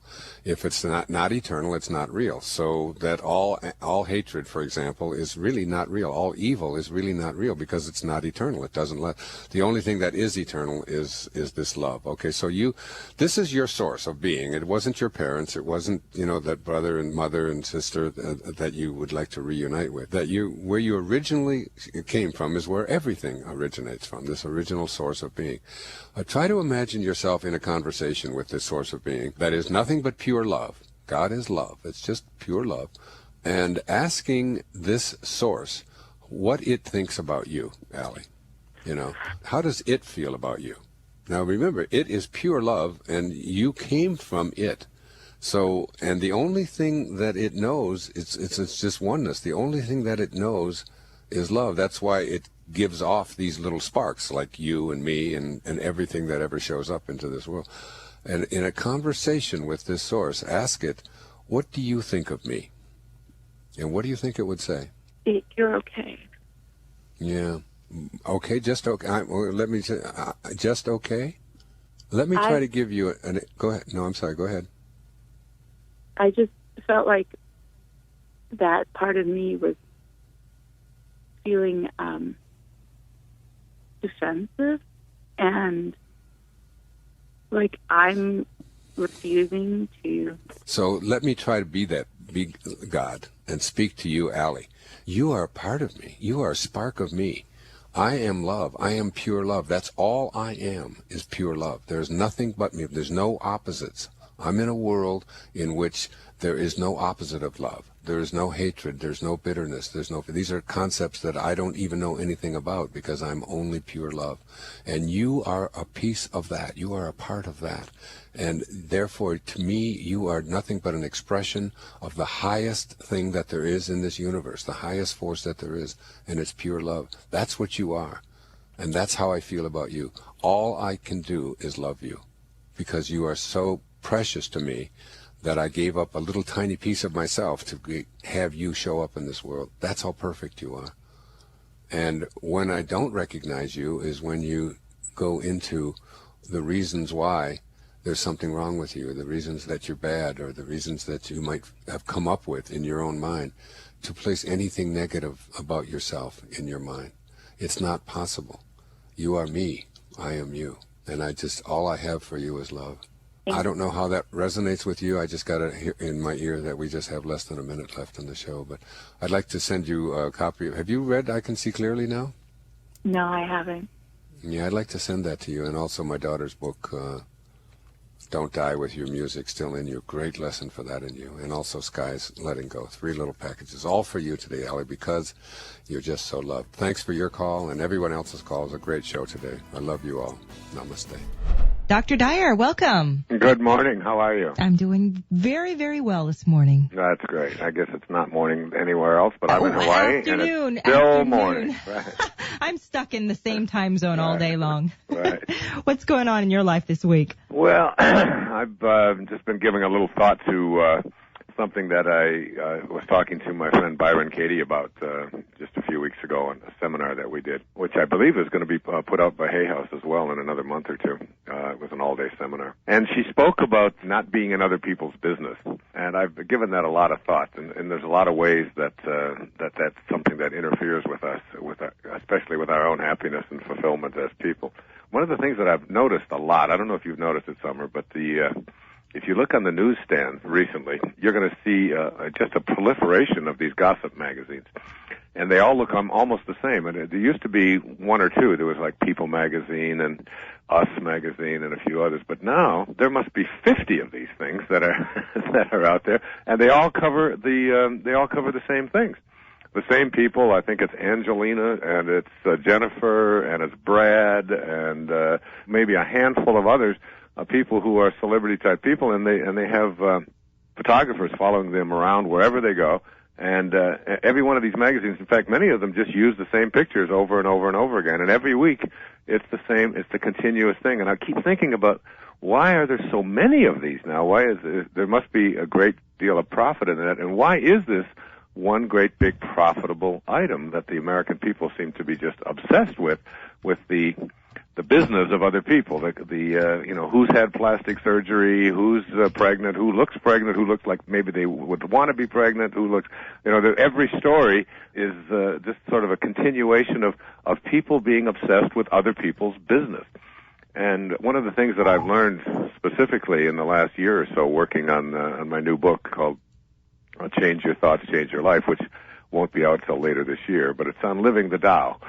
And many of you who follow this radio show know that I have been working on writing individual essays about the 81 verses that Lao Tzu wrote about 2,500 years ago and how to apply this ancient and powerful wisdom. So what I've done is, I've looked at this whole concept of not interfering in our lives and not being obsessed with, other people's lives. The Tao teaches us that non-interference is the most important thing and most important place that we can go to in our lives. So, I was just, the other day, I was assigned to a sort of a little babysitting adventure with my grandson and two little girls. And I was watching them for 3 hours out by the pool, and I noticed I was trying to practice this non-interference, staying out of other people's business, and just making sure that these are three little children that know how to swim and all of that, but just make sure that they're safe. But anything else, just stay out of their business. I had made up my mind I'm going to just stay out of their business. And I would watch the two of them would go together down at one end of the pool, and they'd be fighting about something, and they'd be arguing about this, and then they'd want to come and tell me to resolve it. And it was back and forth with this continuous trying to include me in their business, and I was determined that I was going to stay out of their business. And I would watch as, like I was in the pool with one of the little girls, her name is Kylie, and she started being unhappy about something that her sister had said or my grandson had said. And I looked at her and I said, well, you get that resolved and I'll be right back. And I dove down to the bottom of the pool, swam to the other edge of the pool. By the time I got to the other end of the pool, maybe 20 seconds later, stuck my head up, the two of them were hugging. And I found that over a 3-hour period that I could completely stay out of the business of these little children, and they could resolve it themselves. And we're learning much, much more than just having one great big person come along and interfere. Now, there's an application between that and these gossip magazines, as strange as it may sound, and that is that I think that whoever you are, if you're obsessed with what somebody else is doing in their life, who they're dating, what their sex life is like, whether or not they've gained weight, whether or not they've had a boob job, whether or not the endless kind of obsession with this kind of information, is something that you might really want to take a look at and ask yourself, am I in my business or am I in somebody else's business? And if I'm continuously putting my focus on what somebody else is doing, what I'm really doing is shifting the energy away from living my life to its absolute fullest and instead living through the accomplishments or the lack of accomplishments or the bad news or the hard times or whatever it is of other people. And I urge you to just not participate in that, to stop purchasing those kinds of things, to stop simply reading them. Don't even open them up and look at that, and instead look within, look at your own life. Because basically what we need, I think, are people who are fully committed to making this world a better place rather than just constantly being consumed with gossip about who's doing what and how it's taking place. So that's all I wanted to speak about today, this idea of staying out of other people's business, even your own children's business. One of the great lines that I remember from some of my earlier writing was that the things we love, you have to learn to leave alone. The things we love, we have to learn to leave alone. And I was practicing that with my own little grandson and children, and I watched as they resolved virtually everything rather than having me interfere. What do you think about that, mama of two? I think it's a profoundly simple idea that is incredibly complex to actually execute. Yeah, well, mothers always say that. Stay away from the fireplace. I'm going to interfere. But there's a big difference there between, obviously, if you bring children into the world, you can't just say, all right, go out there and play next to the swimming pool. I know you don't know how to swim. If you fall in, you'll work it out. I'm not saying that at all, I know that, but being attuned to the difference of where you really are needed versus where you can step back. Yeah. But you'd be surprised how often our young children invoke us to resolve conflicts or difficulties or even tiny little problems that if we just gave them maybe another 20 or 30 seconds, they could resolve it. And I don't mean just little children either. I'm talking about teenagers. I'm talking about your adult children. I'm talking about your friends and everything else. Pretty much allowing other people to figure it out when there's no danger it's just something to look at and realize that by getting dragged in there yourself, almost always you become a part of their problem. And now, and especially if you have two children there and you take sides with either one of them, then the other one is going to be upset, and then back and forth you go. Right. No, I hear exactly what you're saying, but you have to keep your mind attuned to that process. Right. So, exactly. Well, Dr. Dyer, I think we have time actually to go right to Let's a call. Open up with Still a phone in call. this first Great. break. Wonderful first section. We have Katie from Raton, New Mexico. Katie, welcome to our show today. Hello, how are you? Hi, Katie. Hi, Dr. Dyer. How are you? Good. You're in New Mexico. Yes. I just saw a movie called Little Miss Sunshine. Oh, yes. Did you see that? Well, actually, I haven't seen it, but I've heard of it. But they're going from Albuquerque to Los Angeles. Yes. They're starting to film a lot out here. Are they? Yeah, they must be. In Albuquerque, mainly. Yes, right. Well, how are you today? Oh, I'm pretty good. I was listening to you talk, and I guess my question is a little different, but that's okay. I was wondering, you're talking about living inspired, and I am doing pretty good with I am very inspired, but what I'm having trouble with is maintaining that, I guess. There's so many things that I'm starting a new business, and it's a greenhouse business, growing tomatoes. Actually, I've been doing this, but I'm expanding into a pretty large business now, and I'm a little nervous about it, but I'm very inspired to do it, and I keep getting, I don't know if I'd call them signs or something from the universe that this is the right direction. What are the signs? But there are, things like things start working out, or I talk to people that would maybe buy my product, and they're very inspired about what I'm doing. The problem I'm having is the people around me that are close to me don't believe in this at all. Well, this is related exactly to what I was talking about. They're in your business, aren't they? Well, very much. My father is the main one, in which I'm 50 years old, but he still likes to get into my business. Right. And, I love him, and he's very helpful, but he's very negative, and he is very afraid for me to go into any kind of debt, let's say, because he's afraid. He's just afraid, but he was always a gambler and a goer and a risk taker and all that, but now he's almost 80 and he doesn't want to see his daughters doing it. Right. He wants to and I cannot live the uninspired life that he just keeps asking me, why can't you just be happy with what you're doing in the status quo? But I would die. I would literally die. There you go. That's if the I answer. had to. That's the answer. When people say that to me, I'm 66 years old, and I'm, if you look at my website, you'll see a whole host of weekend seminars and trips that I'm going to be taking around the country and going to Europe and all of these kinds of things. And basically, I should just stay home and relax. I've done enough. But you have enough money. Come on, stick around. I want to talk about this. It's really important. One thing that you said there that I just want to reiterate before we leave is that you said that if I don't do it, I would die. Well, I just don't see myself maintaining the status quo that I'm at right now.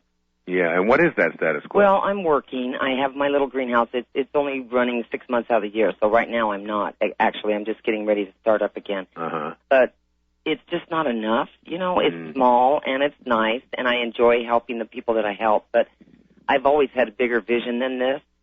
What do you love about this greenhouse tomato business? What I really love is the idea of producing really quality food and be able to deliver it. And when you're doing it, like when you're digging and when you're planting and when you got the seeds and when you see the little shoots come out of the ground. To me, it's just all a miracle. Isn't it? Isn't it? It's almost like giving birth, isn't it? It is. Yeah. And I get very excited over very little things, like a plant that maybe I brought back to life, because I paid more attention to it, and I might be really excited about that, but I am having trouble finding other people that get as excited as I do. Do you think it's possible that for your father, for example, you get one person, to have that same feeling inside of him about that as you do? Do I think it's possible? Yeah. Do you think it's plausible? I think he does also see things sometimes. He fought me on this little business I started. Right. And said, it's perishables and you're going to lose all your money and and you can't go against the big box stores.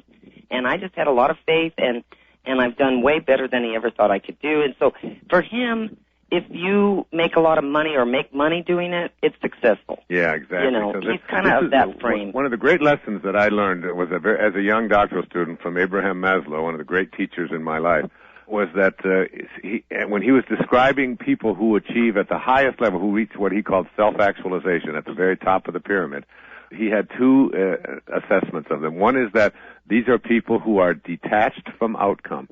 Okay. They're detached from outcome, and the other one is that they're independent of the good opinion of other people. Those are the two number one and number two criteria. Okay. Detached from outcome. And that's why I was asking you about the process of what it is that you do, of the digging, of bringing a plant back to life, of the excitement that you feel in participating in the dance of creation, which is what you are doing. That's what I get excited about. Yeah, and it's like self-actualizing people let go of the outcome. They don't do what they do because of how much they're going to make, because it's going to make them successful, because they're going to get on the bestseller list, because they're going to sell a lot of tomatoes. They do it because it's just an exquisite thing, and it just has to grow. It's like it is really exquisite. But that's what I would suggest to you as well. You want to live an inspired life? You just do what your heart tells you you're here for. That just makes your heart sing what you're doing. I can hear that in you. Right, I do. I mean, that's the time I'm very excited. And what bothers me, I guess, is when I try to share it with my family or people close to me, and they just don't get it, or it's not exciting to them. And then I'm sort of left with this inspiration by myself a little bit now. But that's, that's another part of this whole process, is that the moment that you try to share what it is that you are doing that makes you feel so close to God, the minute that you try to do that, you invoke the ego. Because what happens is you're going to now have to explain it and defend it or be upset because other people don't understand it. Exactly. So that's ego. And ego isn't where you're getting all of this inspiration from. You're getting it from spirit. That's what it means to be inspired, to be in spirit. So the ego is trying to get the approval of others. Exactly. So what you want to do is you want to detach from that, and you just want to go out there and do it. And if there's somebody comes along who gets excited about it, like I can feel your excitement about these tomatoes. I really can, and I know what that feels like because I sometimes just I'll get a thing of plant seeds that somebody will send me in the mail, just a little thing.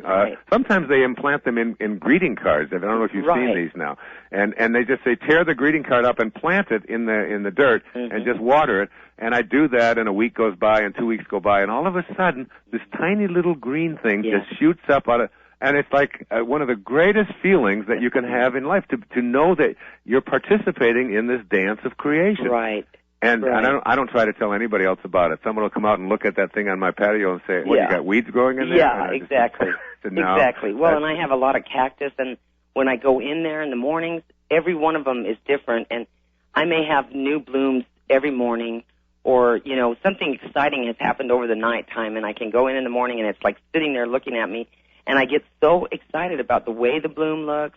How is it possible that this little cactus... See, this is where you have to stay, Katie. You really have to stay with it. And when you said to me, I would die inside if I wasn't doing this, I remember somebody asked that of Madonna, the singer Madonna. And they asked her, like, you've made millions and millions of dollars, you're very wealthy, why do you continue to put out albums? Why do you keep singing? And I'll never forget what she said.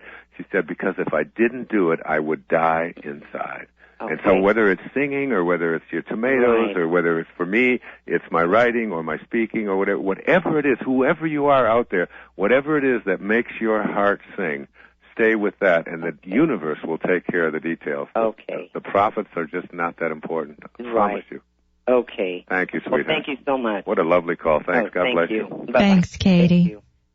Interesting metaphor there for living. Yes, it really is. Yeah, that thing that excites us, and none of us, everybody has it. For somebody, it's just throwing a baseball. It's just getting out there and doing that all day long. For somebody else, it's sitting and drawing. One of my kids would just sit there and draw and draw and draw and draw.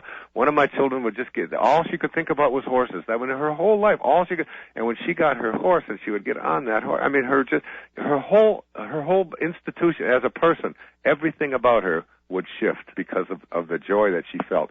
She had connected to her source, and that's what we're talking about here. Well, I can see that this is going to be an interesting hour of calls, Dr. Dyer, because we're going now to Sue in Irvine, California on line 9, and I think she also has a similarly unusual question for you. Sue, welcome to our show. Hi, Dr. Dyer. I'm such a fan of you. I can't believe I'm talking to you. Thank you. That's nice to talk to you. My question is just, I have a son, he's 24 years old, and he's getting his master's degree this year in public policy. But right now he's getting involved in a hard metal band group. With what? Like a hard metal music, hard metal. Yes, hard metal, yes. Yes, and then, Dr. Dyer, this is totally very, very different for us because we are not American. I'm from Middle East, and this is so against our culture because, all our children are either like engineers or doctors or always professionals. And then how you were saying that if you love someone, you leave them alone. But we have to learn to love the things we love. We have to learn to leave alone. Yeah.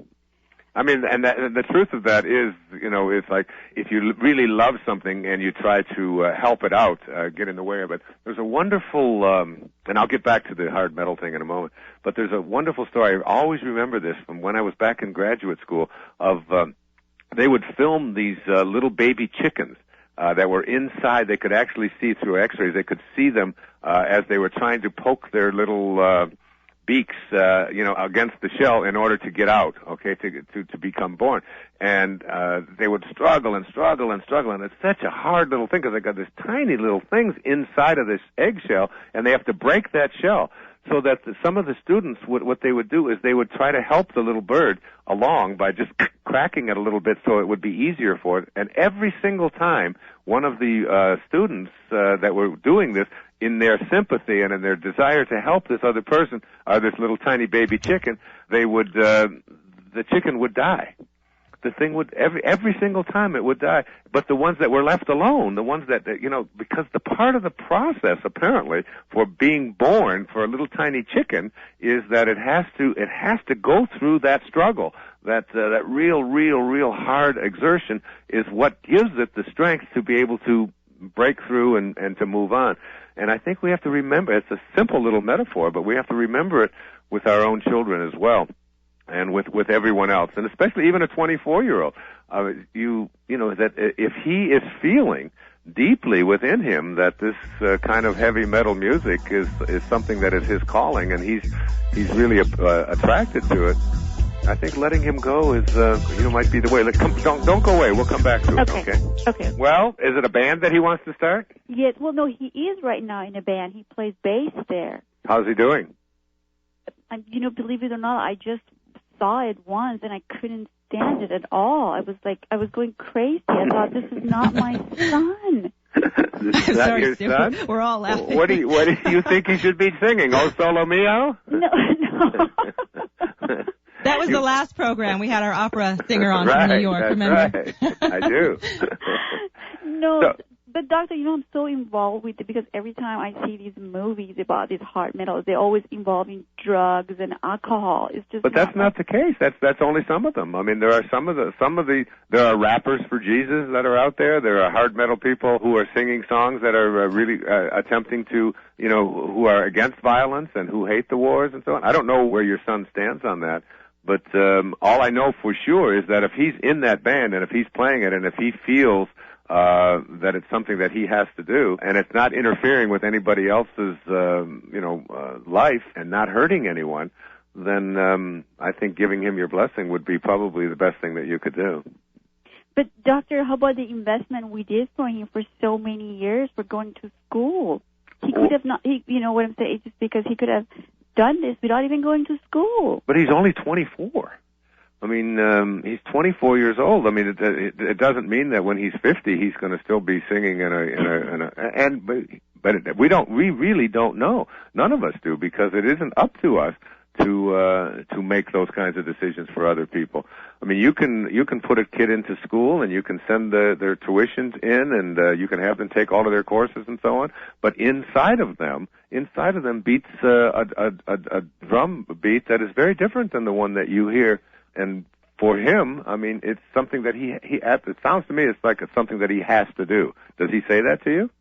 He said his music is his passion. He said that's what he always wanted to do. Mm. But he went to school. He went through. That's what I'm saying. He's getting his master's degree this year from a very prestigious school. What is your passion? My passion, to be honest with you, for him or for myself? No, for you. Oh, I'm too old. I don't have any more passion, doctor. Oh, my goodness. How old are you? I'm 46. You're 46? Yes. And you're already too old and you have no passion left? No, I don't have any more passion. My passion were my children, doctor. Well, I would encourage you to understand, what Gibran said about your children. Your children are not your children. They are the products of life's longing for itself. They come through you, but not for you. Your children came through you. They're not yours. And I would suggest to you that you probably have a great passion, something that inside of you, is something that you've always wanted to do, but you've never quite given yourself permission to do it because you've been so consumed, probably, with being such a wonderful mother and taking care of your children and all of that. But now you're getting to a point where you're realizing that you can't make your children become what you think that they should be just because they happen to be biologically related to you. And I would urge you, my dear, very strongly, Sue, to go within and look at what your own passion might be. And maybe you should go to school and find a course find something that just excites you. What is it that excites you more than anything? Is there anything out there like that? To be honest with you, Dr. Dyer, I never even think about it. I go work every day. I go home. I cook for my husband, and I have a great relationship with my husband. But I never thought to do anything for myself. Just go find my passion because we were immigrant in this country, and we were always work and work and work. But you're a child of God. You are a piece of God, and you came into this world to complete something. There's something that you're here for, and I know that if I had enough time with you, you'd be able to spit it out. And there's probably been some kind of a fear in there that if I do this, then I won't be as good a wife, and I won't be as good a mother, and I won't be as good a homemaker. But the fact is that if you felt that deep sort of commitment to what it is that you are as a human being, what it is that you are, I think, and Summer, you might even add to that. You're a mom, you've got a busy home and all of that, but you also have this great passion with this radio show, and how do you bring them both together? Very carefully. Really, Sue, when I heard you say you were too old for passion, I was shaking my head here, biting my tongue. Well, I always listen to you every Monday. Even I'm at work right now, but I just have to listen to you. My lunch hour I take and listen to you. But that's what I'm saying, Doctor. I don't see anything for myself anymore. I'm just looking forward for my children's future. Honestly, I don't. Yeah. I think I'm done. I did all I could have done. No, you're not, Sue. You're not even close to done. You're just beginning. In fact, the fact that you listen and the fact that you hear this and you hear the kind of things that we speak about and you hear about being inspired and you hear about making a difference in the world. Mother Teresa didn't even start her work as a nun until she was 55. 55, and she's a saint. She's 10 years older than you are before she even went into her religious training, and spent like 40 years making a huge difference in the lives of the whole world. You're hardly even beginning, and I would say that to anybody that is out there. Go within, listen, get quiet, watch your children, enjoy them, but find your own passion as well and live that, and you're going to find yourself a really happier mother, wife, but most of all, your number one relationship in the world shouldn't be to your husband, it shouldn't be to your children, it should be to God, and that is the highest part of yourself. You are a piece of God. Thank you, my dear. Thank you so much. I love you so much, Dr. I love Dyer. You too. God bless you. God bless you too. Thank you. Well, Dr. Dyer, that call was really about Sue. I don't think it should have been about her son at all. Well, that's why I shifted it. Yeah. I agree with you. All right, let us go on. Heavy metal is great. Bamba, bamba, bamba, bamba, whatever. Yeah. All right, Abby from Milford, Delaware. Abby, welcome to our program on Line 5 today. Hi. Hi, Abby. Oh, I can't believe I'm actually speaking to you. Why not? I'm just such a huge fan. I'm shaking like a leaf now. Where are you located? I'm in Delaware. Delaware? Oh, wow. Mm-hmm. I think what you said to that woman about Mother Teresa had to have inspired her completely. I think that was wonderful. Most people don't realize that about her. She was 55 when she decided to go into the nunnery. No, I didn't know that either. That's do the kind of work that she was doing, yeah. And look at Nancy Pelosi. Do you know who she is? No, I don't. I mean, she's the Speaker of the House in the United States. She's the first woman who's ever held. She's the third person in line to the. If the president and vice president were to die, she would be the president of the United States. She raised all 5 of her children and didn't go out until they were all raised. And now she's, I think she's 64 or 65 years old, and she's out there as the Speaker of the House. I mean, she didn't start it until she was in her 50s. Wow. So there's lots and lots of room for all of us. Yeah. I guess. What is your question, dear? Well, I think what I do is I constantly am thinking about creation and what the whole point in us even being here is, and like how it all began, and like it's just so mind-boggling, just bends my mind and makes me feel so uneasy that I start to just wonder, what's the point in anything? What's the point in doing anything? And I'll read books of yours, and I'll hear different things that inspire me and make me feel enlightened, and for a moment I'm just like, wow, that's awesome, and I'll think on that, and then the other stuff creeps in again that I'm just like, well, what's the point? And I have doubt that's constantly creeping in, and it sounds like I'm just guessing, but it sounds like there's like this huge fear of death. Is there any? It's just fear of even being alive, fear of just thinking like, how did God even start to make anything begin, and just all of that, the whole, just I know, I was watching wrapping your brain around it is nearly impossible. There was a story in the New York Times yesterday about what life was like, what the universe was like at the very beginning, at what they call the Big Bang.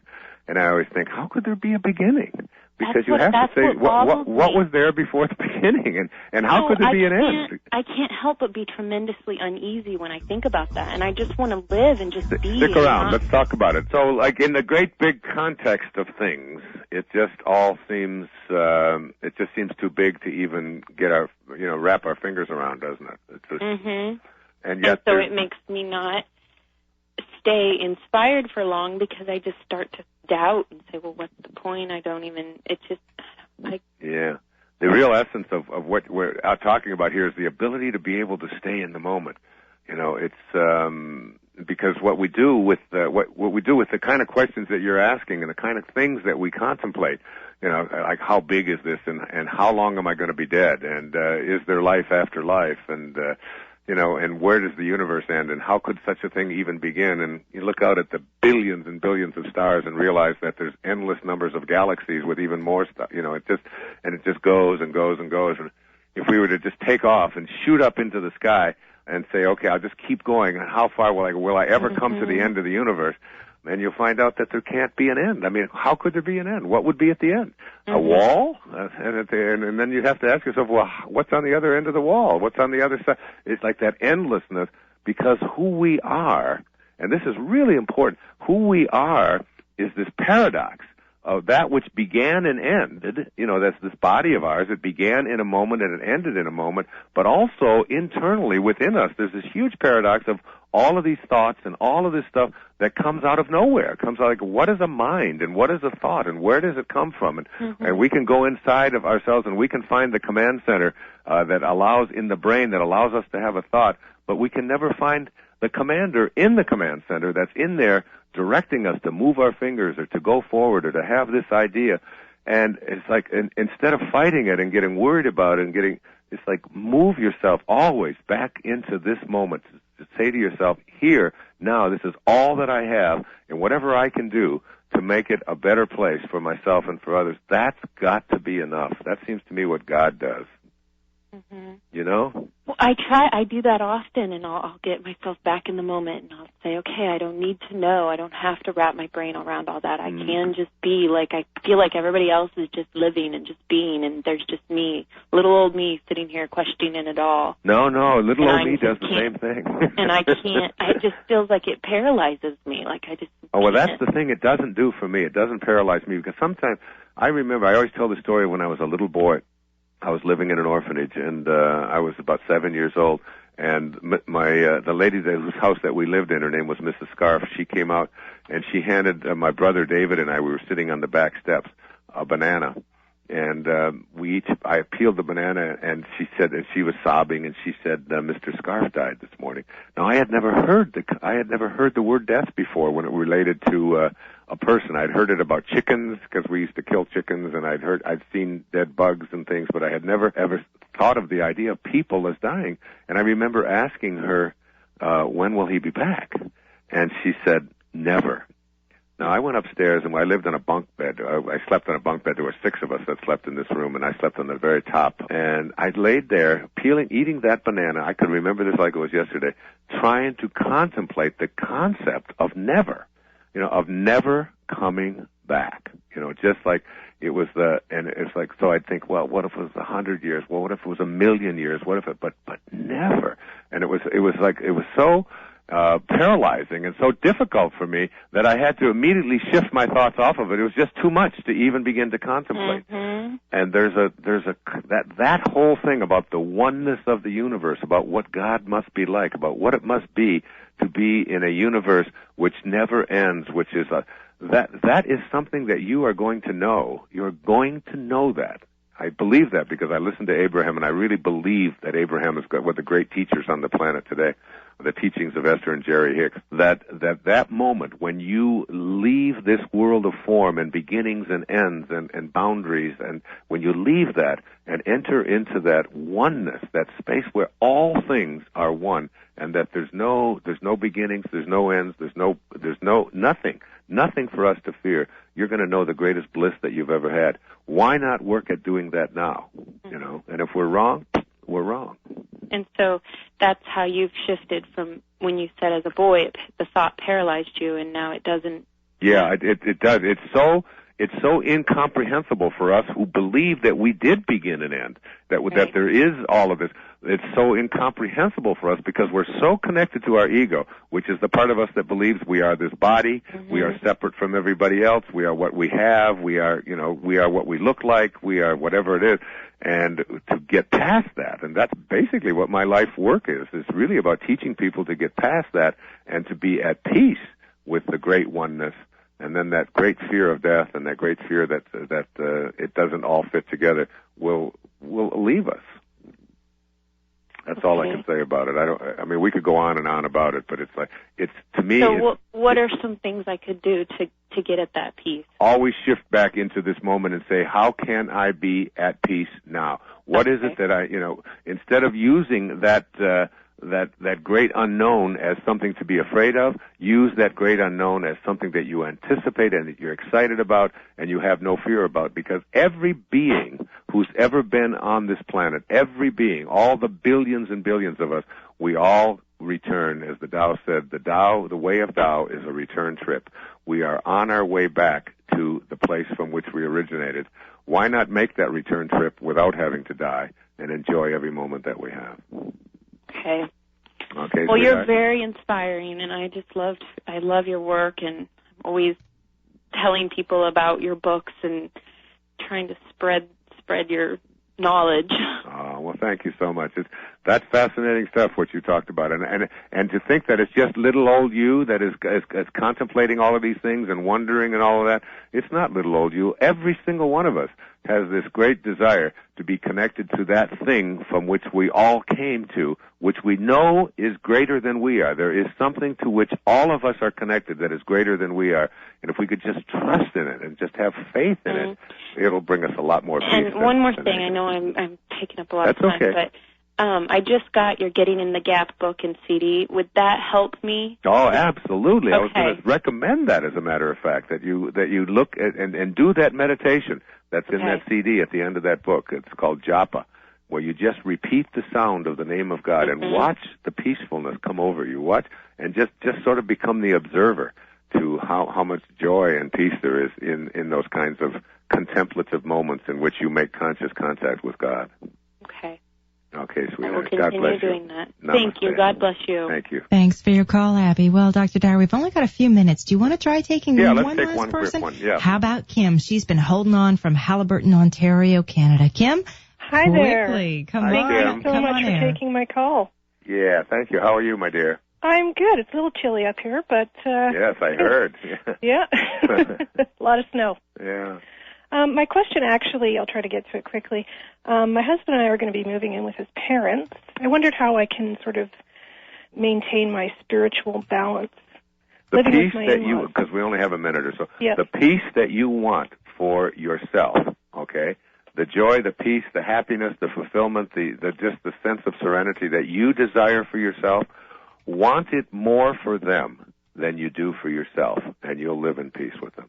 Wow. Okay. Want it more for them, whoever they are. They're much older.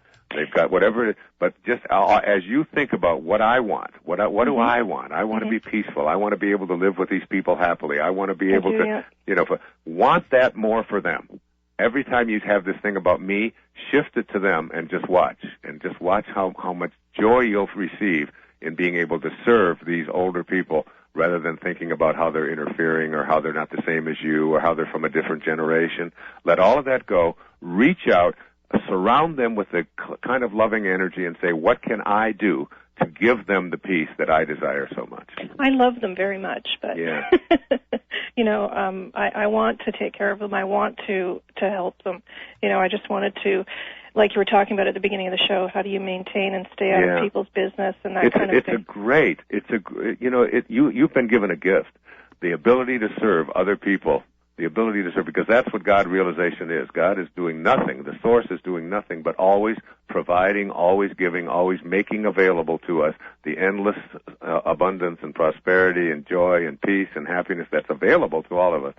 By doing that, by just continuously doing that, you'll forget all about yourself and just say, it's my turn to serve. My dear friend Ramdas, who lives over here on Maui with me, said that the last year of his life when he took care of his father and he had to put him on the toilet and he had to wipe him and he had to lift him off and he said it was the greatest year of his life. He learned more from that than any other experience.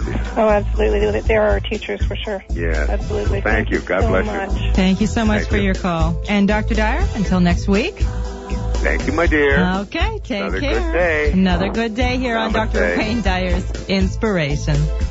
Dr. Dyer, welcome to our show today. Thank you, Summer. All right.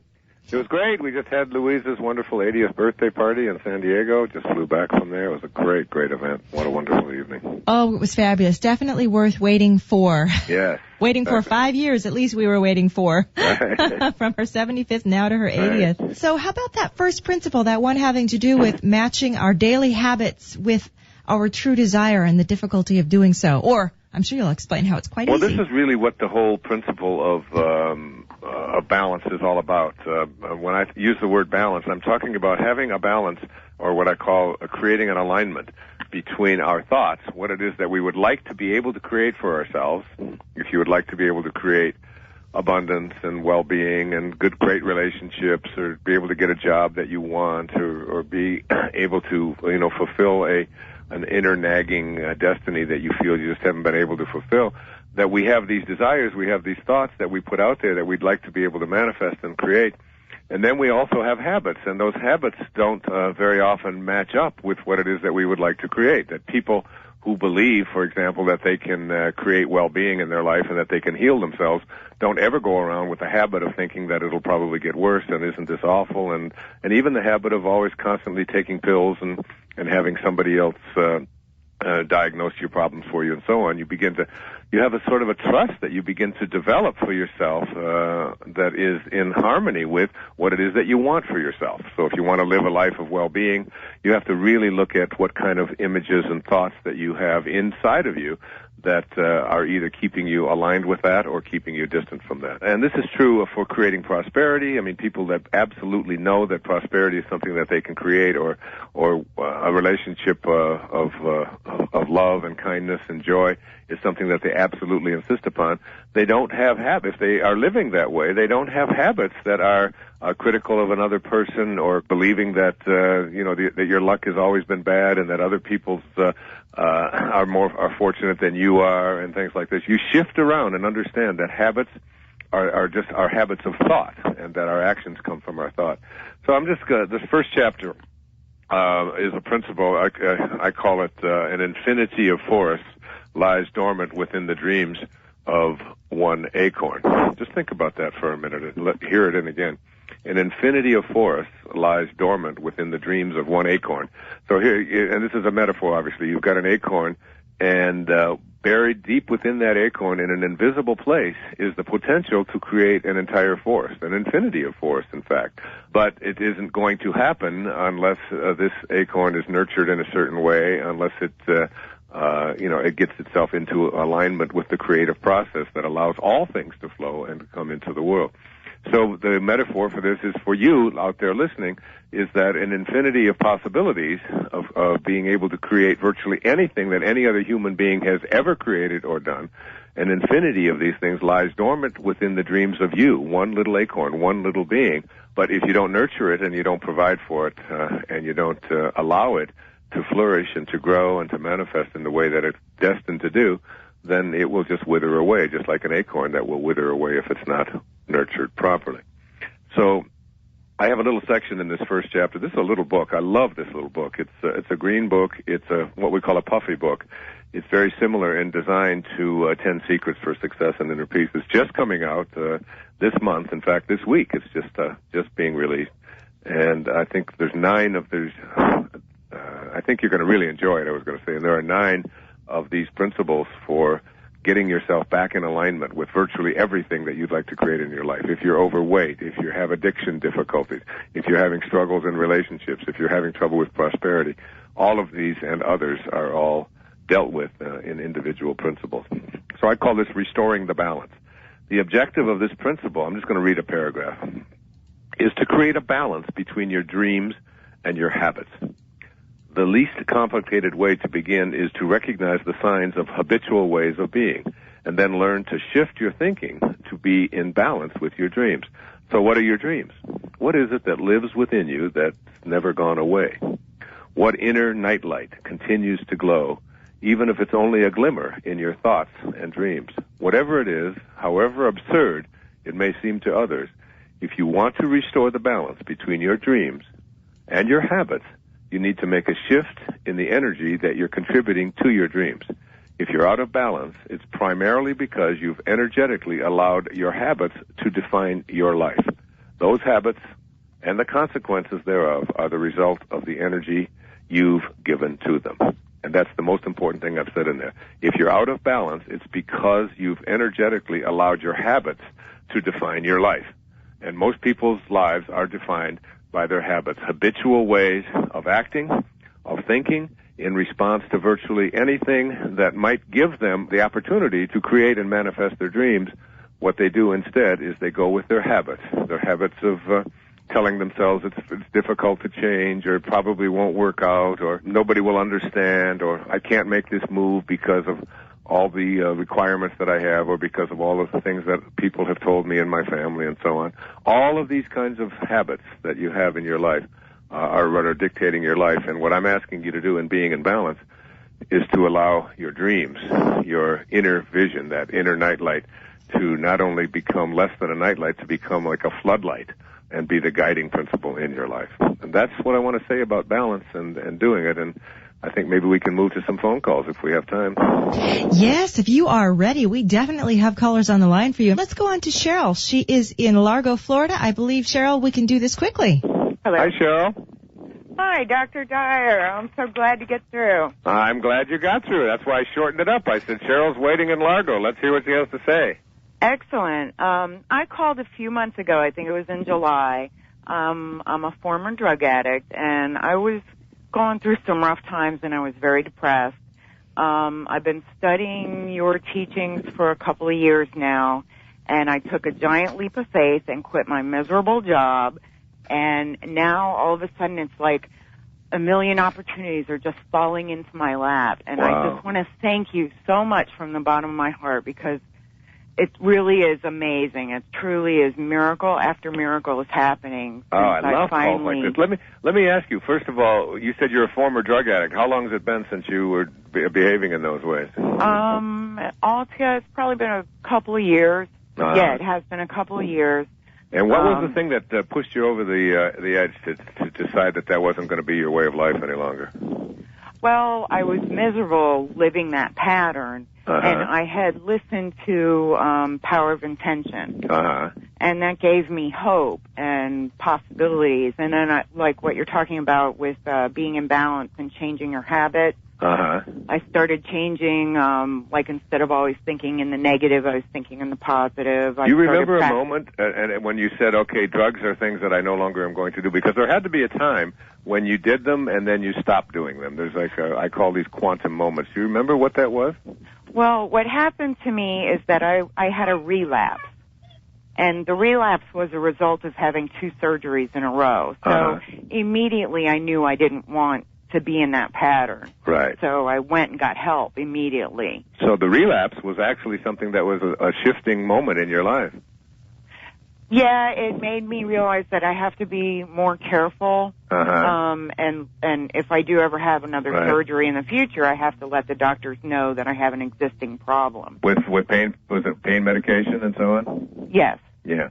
Well, that's so wonderful to hear that. And I want to know about this miserable job. What is it that you were doing that you knew, and not so much what the details were, but what made you make the shift to let go of? You call it a miserable job. Is it like you felt miserable when you went into work each day? Oh, yeah, definitely. So you're the perfect example of what I want everyone to hear, is that you changed your dreams, but you also changed your habits so that they began to match what it is that you wanted for yourself, which was an addiction-free life. Right. And also a life of being able to have things, show up in your life that weren't able to show up before because you're so blocked by all of the negativities. I mean, doing drugs is a negativity that keeps well-being from showing up. Being in a miserable job is a negativity that keeps prosperity from showing up. What was the job, and how did you quit before we leave you? The job was, I was a medical billing specialist, and I worked at a computer all day, and I didn't feel like I was helping anybody with my job. And when I started practicing your ideas of universal love and generosity and positive thinking, I realized that I had to find a way to help other people. So I wasn't sure what I was going to do. I am an artist, but I wasn't sure how I was going to make a living, but I took the leap of faith, quit my job, and it just so happens that I had started studying the tarot and crystals, and these opportunities just fell in my lap right when I needed them, right when we were about to lose our electric and lose our home. They just fell in my lap. It was, truly miracles have happened to me. Oh, that is so wonderful. And that's exactly, and you know why? Because you've aligned yourself with the energy. And when you do, the universe, or whatever you want to call this force, the Tao that allows everything to be, begins to work with you because you're aligned with it rather than fighting it. That's exactly right. And now what I aspire to do eventually is to help other people who are addicted to drugs to be able to see how easy and magically it works if you only, like you said, align yourself to those energies. Oh, that's so great. Oh, thank you. But I'm going to see you in Orlando. Oh, that's great. Come up and say hello. Tell me we talked on the radio. I'll be up there in just a few weeks. I know. I'm excited. Thanks. Thank you so much, Dr. Dyer. You're welcome. Just amazing. Thank you. God bless you. Much love to you. All right. Thanks, Cheryl. Well, Dr. Dyer, let's go now. We have Storm in Seattle, Washington. Storm, welcome to our program. Well, hi there, and I'm just thrilled to have you on the phone, Dr. Dyer. Gosh, our whole family is a big, we're just really have always needed your support through the years, and even in my mother's passing with cancer this last year, my sister had your book in the hospital, and we read it to her, and it was just, so I'm just really happy to be talking to you on behalf of my whole family. What book did she read to her in the hospital? Do you remember which one it was? It was The Power of Intention. Power of Intention. And boy, that book, there's something about that book. It's just magically happening in everybody's life. I think so. In fact, everyone joked and called it my sister's Bible. I didn't even know what it was. And my mother bought all these copies of this. And just for anyone who needs to read a book that will help them, that sure is it. And sorry about the noise. I have my 1-year-old in the background. Oh, I love that. I love hearing that sound. It reminds me so many. It reminds me of all of those wonderful days of hearing those beautiful little voices. It's wonderful. Oh, yes, Storm. I love this. How did you get named Storm? Well, thanks for asking. My parents took the advice of my grandfather, and he wanted me to be named Storm. And my dad's name is Rock, and his brother's name is Rush. Who knows? I don't know why. There's no reason. But anyway, I'm sort of an old mother. See, I'm 45, and I have this 1-year-old now. Oh, good for you. So, it's great, but it's busy and all that. So was that a surprise, or was that a plan? A very big surprise, yeah. Is this the only child you have? Oh, no, my oldest. The reason I'm calling is about my oldest. Not Okay, go ahead. I Tell can me, what handle is it? little ones. Those are easy. Yes, Okay. right. So- Tell me about it. I know. I've got 8 of them. Yeah, so I know, and I love hearing about what your kids are doing there. It's just, fun to just hear what you're doing with your kids and how you've inspired them or helped them get on with things they're interested in. But here's my problem. I'm a mother. It's easy to take care of this little one right here on the floor in front of me, but my oldest has left today for his second turn in Iraq. He's with the Army, and he's a medic. Okay. And I'm so proud of him, and he's just wonderful, and he made it through the last time, and there's no reason why he won't this time, of course, this. But Right. Here's what my dream is for my children: to be healthy and happy, and I always put that on the table as this is your job to be the best person you can be and all that. Okay. But it doesn't matter. I lay in bed worrying about these kids, and especially Daly, who's going to Iraq today again for a year and a half. So how do I stop from worrying about my own child like that? I just don't even know what to do. Well, it's a wonderful question, and it's, I wish I had the answer because, I would be a phony if I told you just don't worry because I have an 18-year-old son, and I was just in the airport in San Diego on my way over here, and I looked at this young boy in a marina, and I started talking to him, and he was on his way to Iraq as well. And I thought somebody's mother is very fearful and very, very concerned about that boy. And every one of these quote statistics that we read about every day in the newspapers, whether it's on the Iraqi side or whether it's on the insurgent side, if you will, or the Taliban or the Afghan or the American or whatever it is, there's always a mother back there and a family that is grieving over our inability to resolve our disputes with anything other than violence. All I can say to you, my dear, is to hold him in the highest place within your consciousness, to send him as much love as you possibly can, and to understand that the moment that your son was conceived, his birth was in there. It had nothing to do with him, and it really had nothing to do with you because all of life is created by the source, by God. And in the moment of his birth, his death was also in there as well, as was yours, as is that little baby in front of you, and as is all of ours. And there's no justice, and there's no fairness, there's none of that out there. That some people are going to live for a year and a half, some are going to live 25 years, some are going to live 90 years. And buried within that that little tiny drop of human protoplasm that brought him into the world was the time that he is going to be leaving. So you're worrying about it. My teacher in India once said these words to me. He said, "It makes no sense to worry about the things you have no control over, because if you have no control over them, it makes no sense to worry about them." And then he said, "It makes no sense to worry about the things that you do have control over. Because if you have control over it, it makes no sense to worry about it. Just take control." So there goes everything that is possible for you to worry about.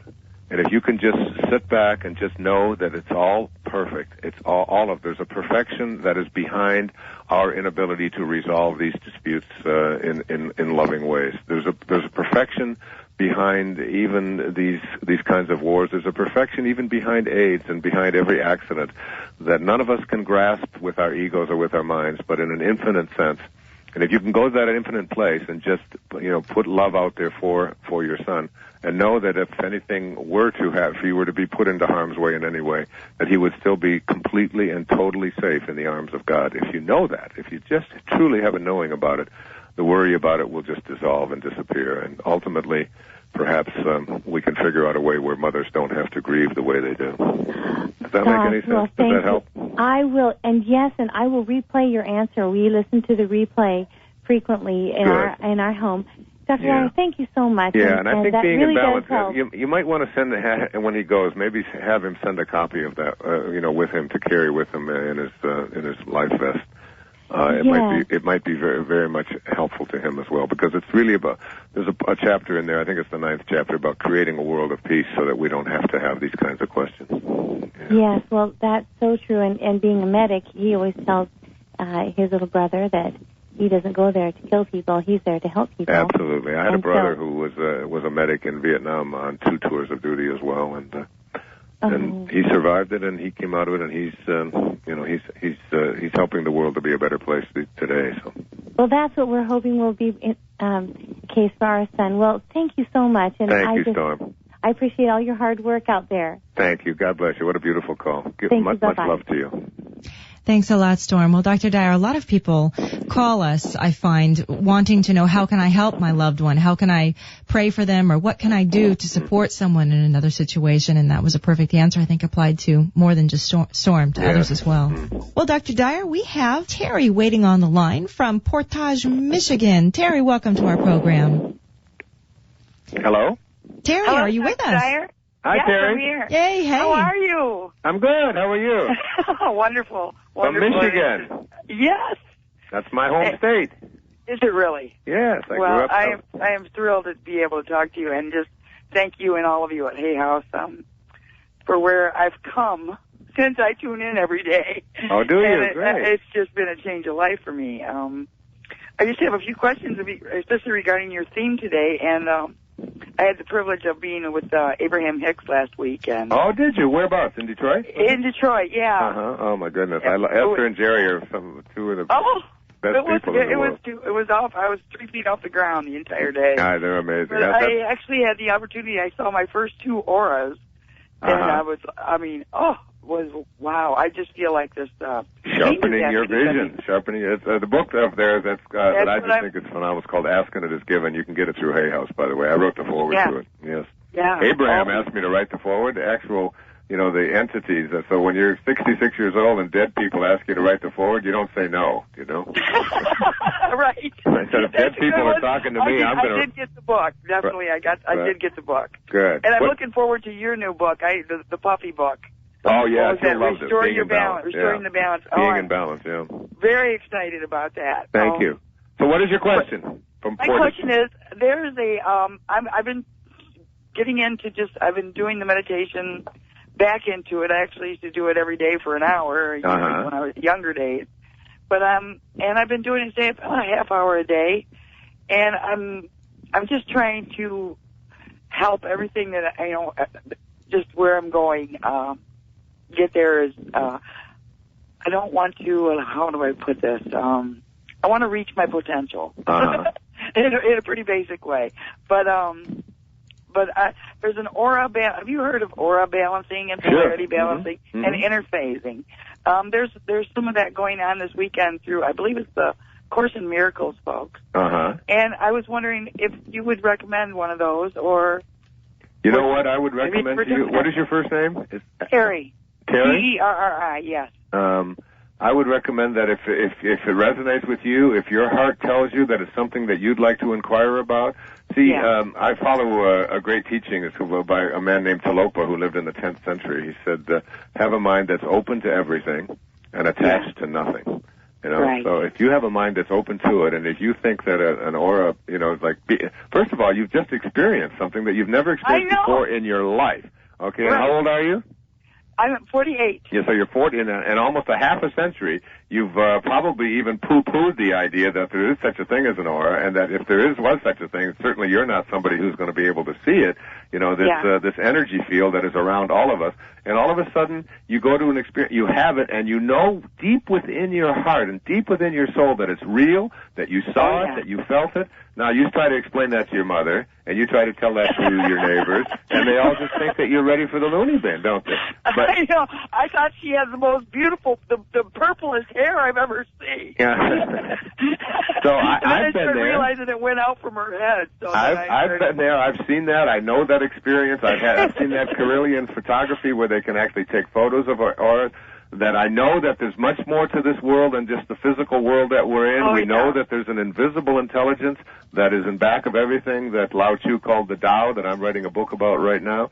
That all of that is there. We know it, and then when we have any evidence of it, or when it begins to crop up into our life, immediately we go back to what I call the morning of our life, which is the time when we have doubts.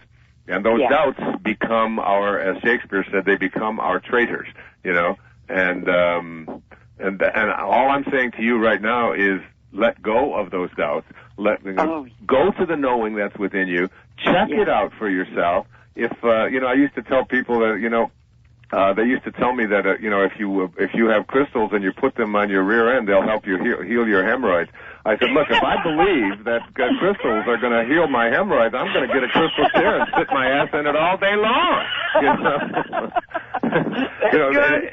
And if I believe it, if it's good enough for me, and I have a knowing about it, and then I don't have hemorrhoids anymore, I don't care what the physicians say or what the medical community says or what my mother says or anybody else. You are so right. I got it. I got it. That's why I wanted to take this call. And that's why I want to talk to you about it. Trust. Go within. If you have a knowing about it, and the best thing to do about it, Terry, don't tell anybody else about it. Because the minute that you start sharing this growing that's happening for you and this stuff that's taking place in you, you start introducing the ego.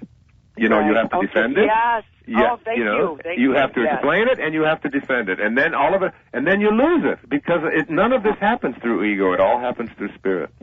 Right. The other I saw two. One was the lady sitting behind me. The other one was, of course, around Esther. So it was just... it's amazing. And once you have these kind of realizations, and you know what? There's a quotation from Rumi. I don't have it exactly, but he said, every tree and branch in the forest was shimmering, those which average eyes would see as fixed and still. The average eyes people, they look at a tree and they just see a branch and they just see, they see the leaves. But to the person who is looking and living at a different level of consciousness, they see everything is dancing, everything is moving. They see the space between the leaves. They see the energy that is underneath in the roots and in the leaves and in the blossoms and in the fruit. They see all of that and they trust in it and have a knowing about it, and they live miraculous lives.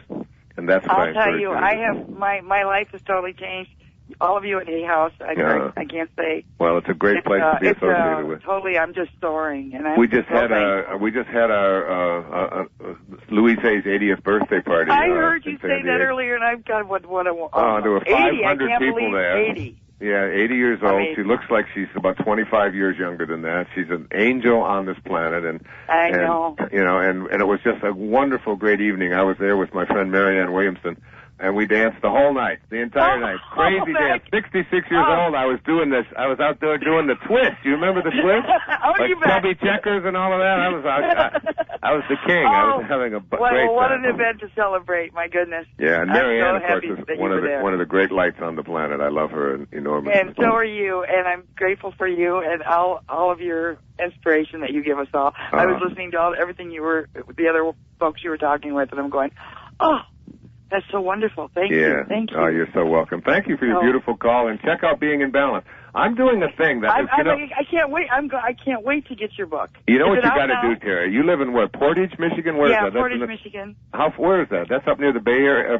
It's between Chicago and Detroit, Kalamazoo, near Kalamazoo. Western part of the state. Yeah. If there's any possibility of getting to San Francisco on the 22nd and 23rd. I want to. My daughter lives out there. The morning and afternoon of your life, it's going to be an all-day Saturday and all-day Sunday. I'm telling you, it's going to be a life-changing thing already. Last night I was meditating on this, and the information started coming through me, what to talk about there. It's going to be a phenomenal thing, and it's going to sell out. I mean, it's... when is it? It's coming up it's a Saturday and Sunday. It's the 21st or 20th. I think it's the 21st and 22nd of October in San Francisco. It'll be worth it for you to get there and come, I promise you. I would absolutely. I'll do what I can to try to do that. Great. I thank you so much. Thank you, Terry. What a great call. Great to hear from another Michiganer. I mean, someone from Michigan. Excuse me. Yeah. Right. Thank you so much. Thanks, sweetheart. God bless you. We've got Heather. She's in Los Angeles, California. Heather, welcome to our program. Hi, can you hear me? I can. Hi, how are you, doctor? I'm great, thanks. Just Wayne is fine. Okay, hi, Wayne. Hi. Well, I guess my question would be, I'm a law enforcement officer out here, and, you can imagine working those long shifts and trying to balance my personal and professional life. I guess I just maybe want to hear from you what would be the best advice. When you say balance it, you mean because of the long hours or because of the kinds of things that you're constantly having to deal with? Because police officers deal with a lot of people who are at real low levels of energy and are, oftentimes the people committing a lot of crimes and things like that. And you sometimes get a sour look on humanity when you deal with that on a regular basis. Definitely. Well, I want to begin by saying I've been very blessed with having a wonderful family that helps me, I think, somewhat keep in balance and have a very positive attitude. But again, like you said, we still have to deal with the negativity of society and just the workplace in general, even police officers themselves, So Yeah. I guess, that would lead to many more questions, like one, how can you, I guess, just maybe not carry so much of their weight, you know, and learn to balance yourself. And exactly. then And you can get way out of balance with that by having a desire to live in a real peaceful, loving, beautiful world, and then have the habit of constantly running up against forces that believe in quite the opposite and behave in quite the opposite ways.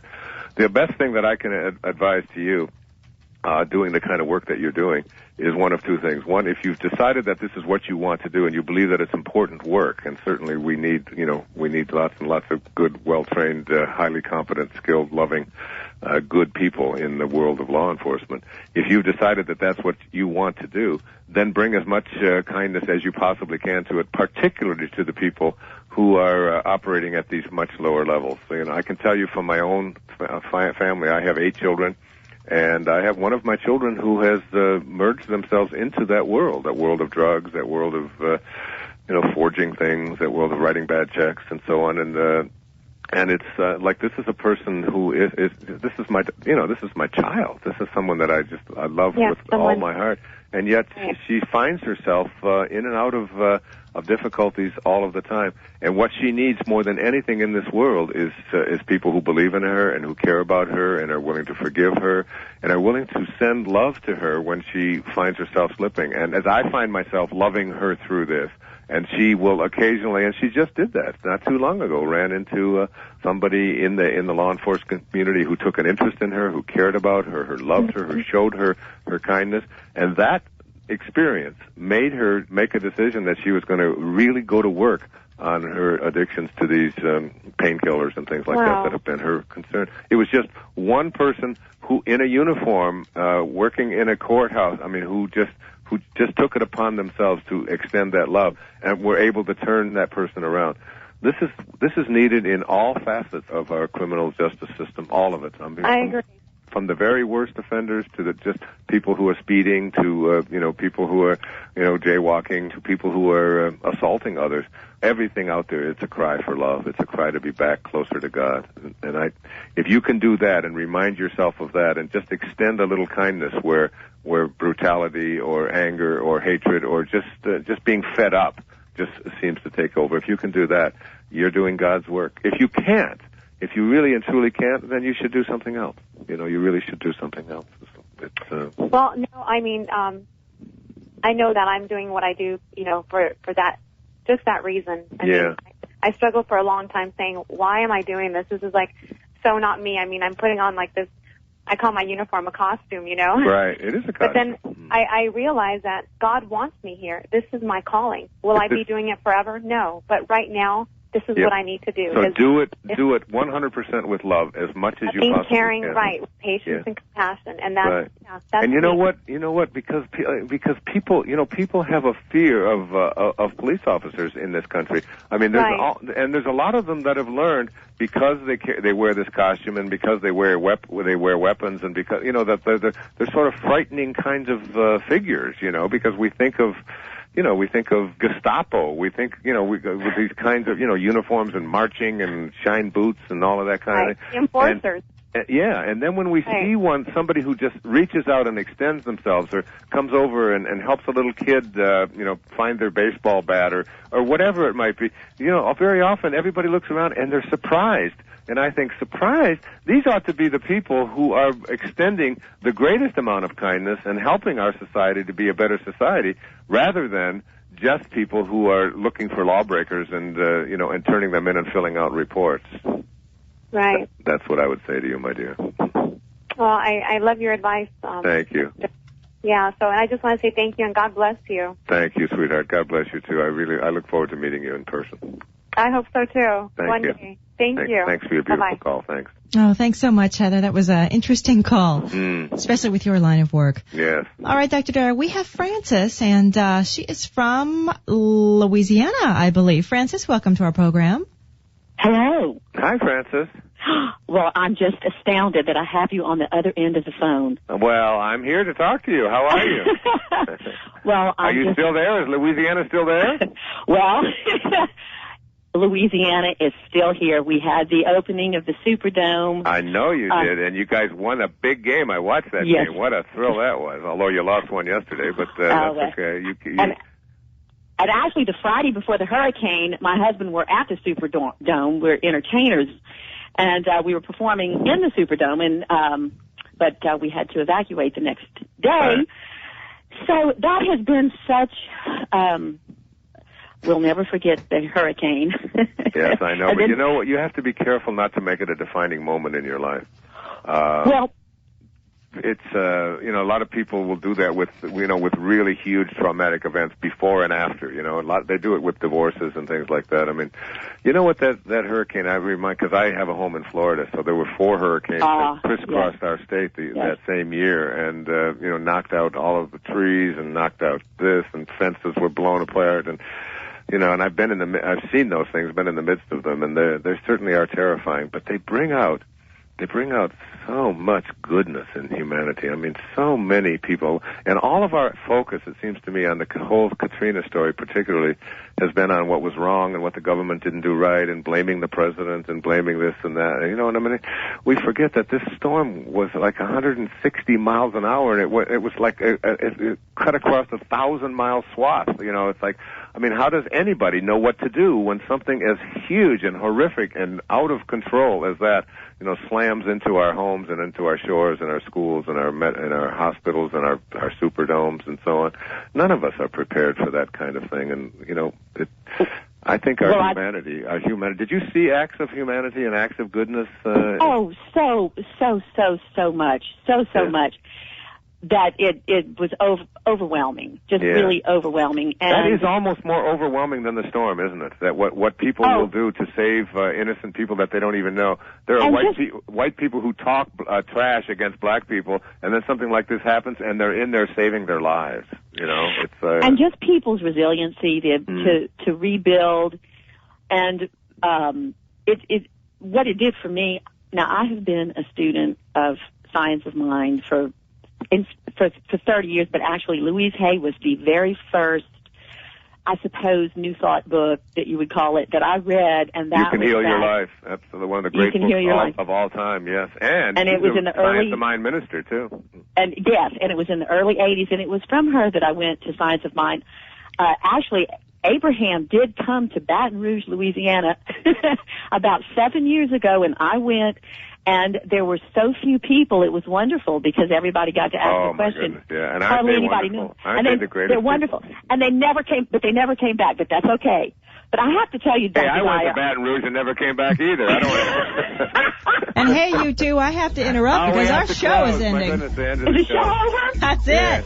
Thanks, beautiful. Thanks Appreciate so much, your Francis. Call. God bless. God, it was great talking to you. You too. Thank you, Francis. Bye. Bye, sweetheart. All right, Dr. Dyer, again next week. We'll see ya. Thank you very much. I'm Summer McStravick, show's producer. It's been a great show. Good night, everyone. Good day. Dr. Dyer, welcome. Hello. Thank you, Summer. Hey, how are you doing today? I'm doing great, thank you. Great. So, tell me, please, this is a show for me. How do we let go of stress and fear and start living the way we want? Well, I've talked about this on many occasions, this whole idea of stress being an illusion, because it's just not something that exists in the world, and and it's one of the things that people are always constantly blaming something that doesn't exist on why they're unhappy, and why their blood pressure is up, on why they're getting ulcers, on why they're unhappy in their relationships, on why they can't get things done at work, why they're always being forced to do things that they don't want to do, why there's so much pressure on them, and so on. And the big answer to all of it is always this great big word, stress, or anxiety, or whatever. And the fact is, as I've said, if you take a container and go out into the world with an assignment to bring home a box full of stress, you'll never find any. So what there is in the world, though, are lots and lots of people who are thinking stressful thoughts. And stressful thoughts are, I think the thing to understand about them is that, first of all, is that they originate with us. That you, whoever you are, you're the source of your stress. These are choices that we make to process an unpleasant event in a way that is going to, be invasive in our lives, or going to be painful in our lives, and so on. But most people, what they do is they blame the outside forces for making their life stressful, which, of course, makes for more and more stress. So what they're doing is waiting for the economy to improve, or waiting for their spouse to change his or her behavior, waiting for the kids to grow up, waiting for a new political party in Washington or whatever it might be. And there's this constant belief out there that if only the world were different, if only things weren't the way they were, then I wouldn't have to be so unhappy right now. And it's basically the source of almost all of our problems in all of our relationships. Basically, what people are saying is, if only you, when they're upset, when they're angry, when they're full of stress about something, what they're really saying is, if only you were more like me, then I wouldn't have to be so unhappy right now, or I wouldn't have to be miserable, I wouldn't have to be feeling stressful.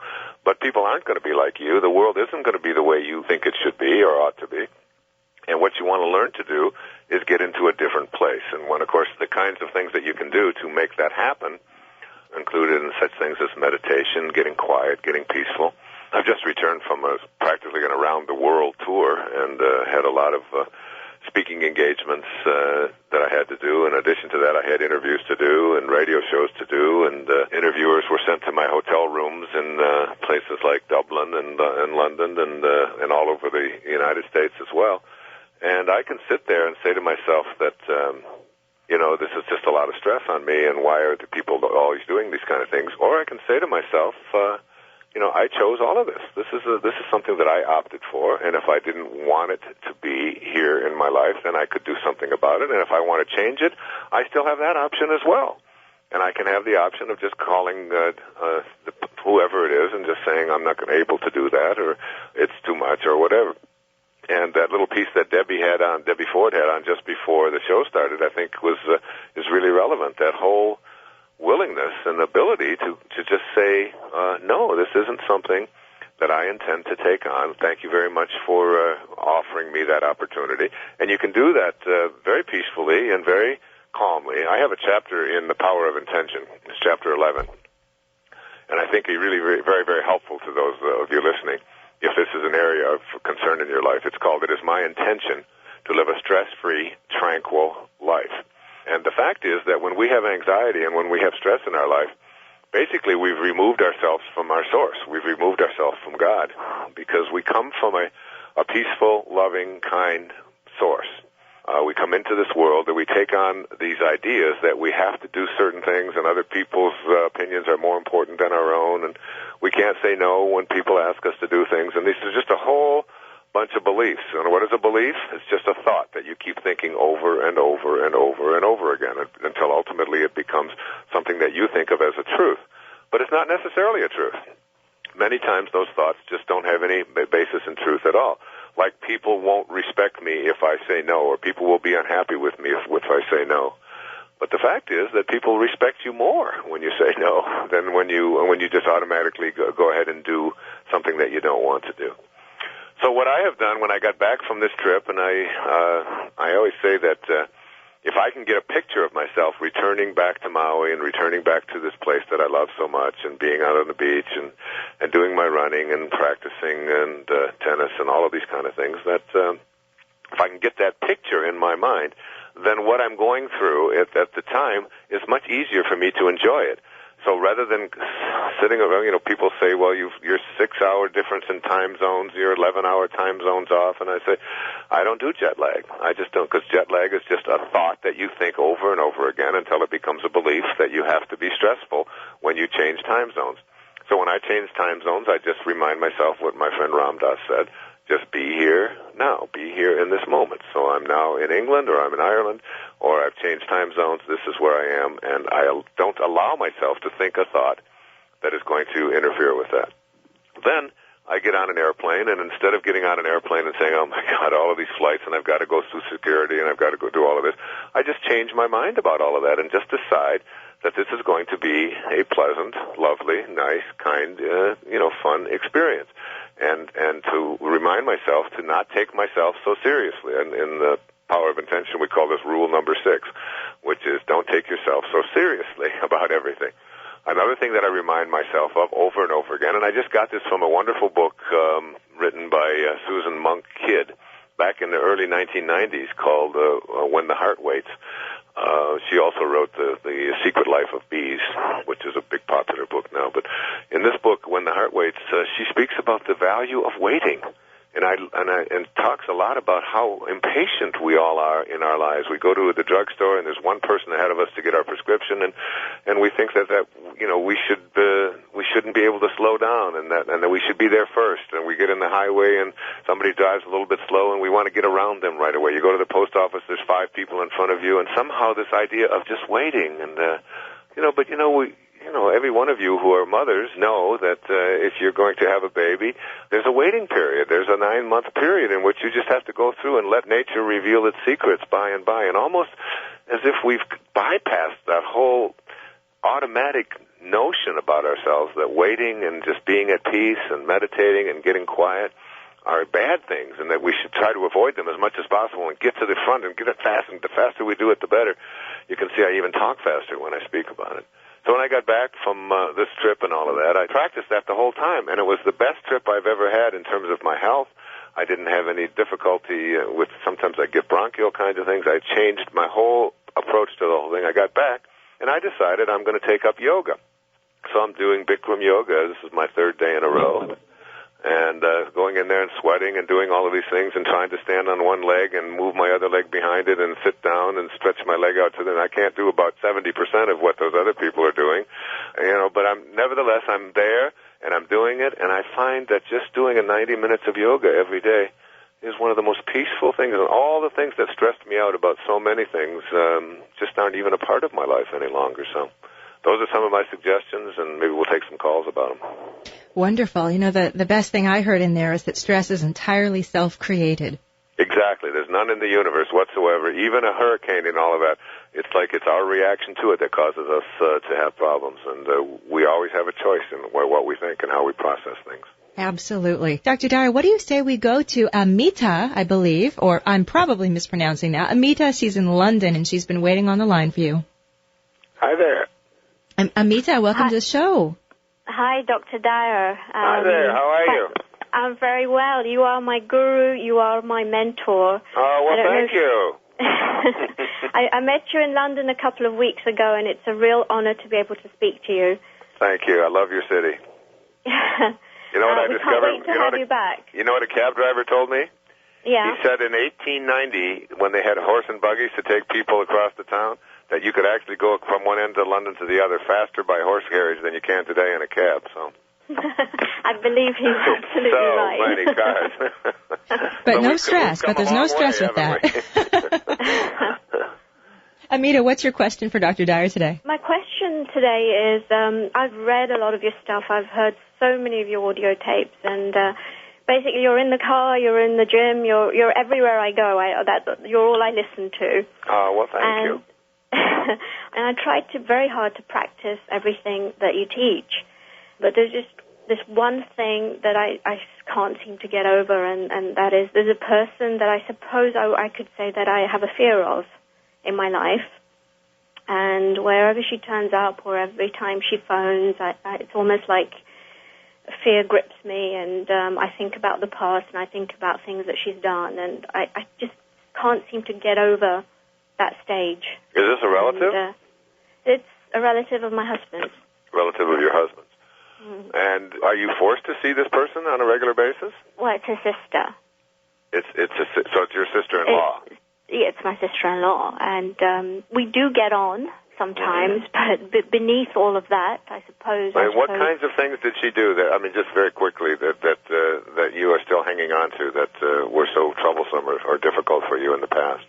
It's accumulated over 15 years, so there's a lot to go over. Yeah, but what is it? Is it all verbal, or did she ever? It's all verbal, and things like it stems from jealousy on her part, and things have been said, and.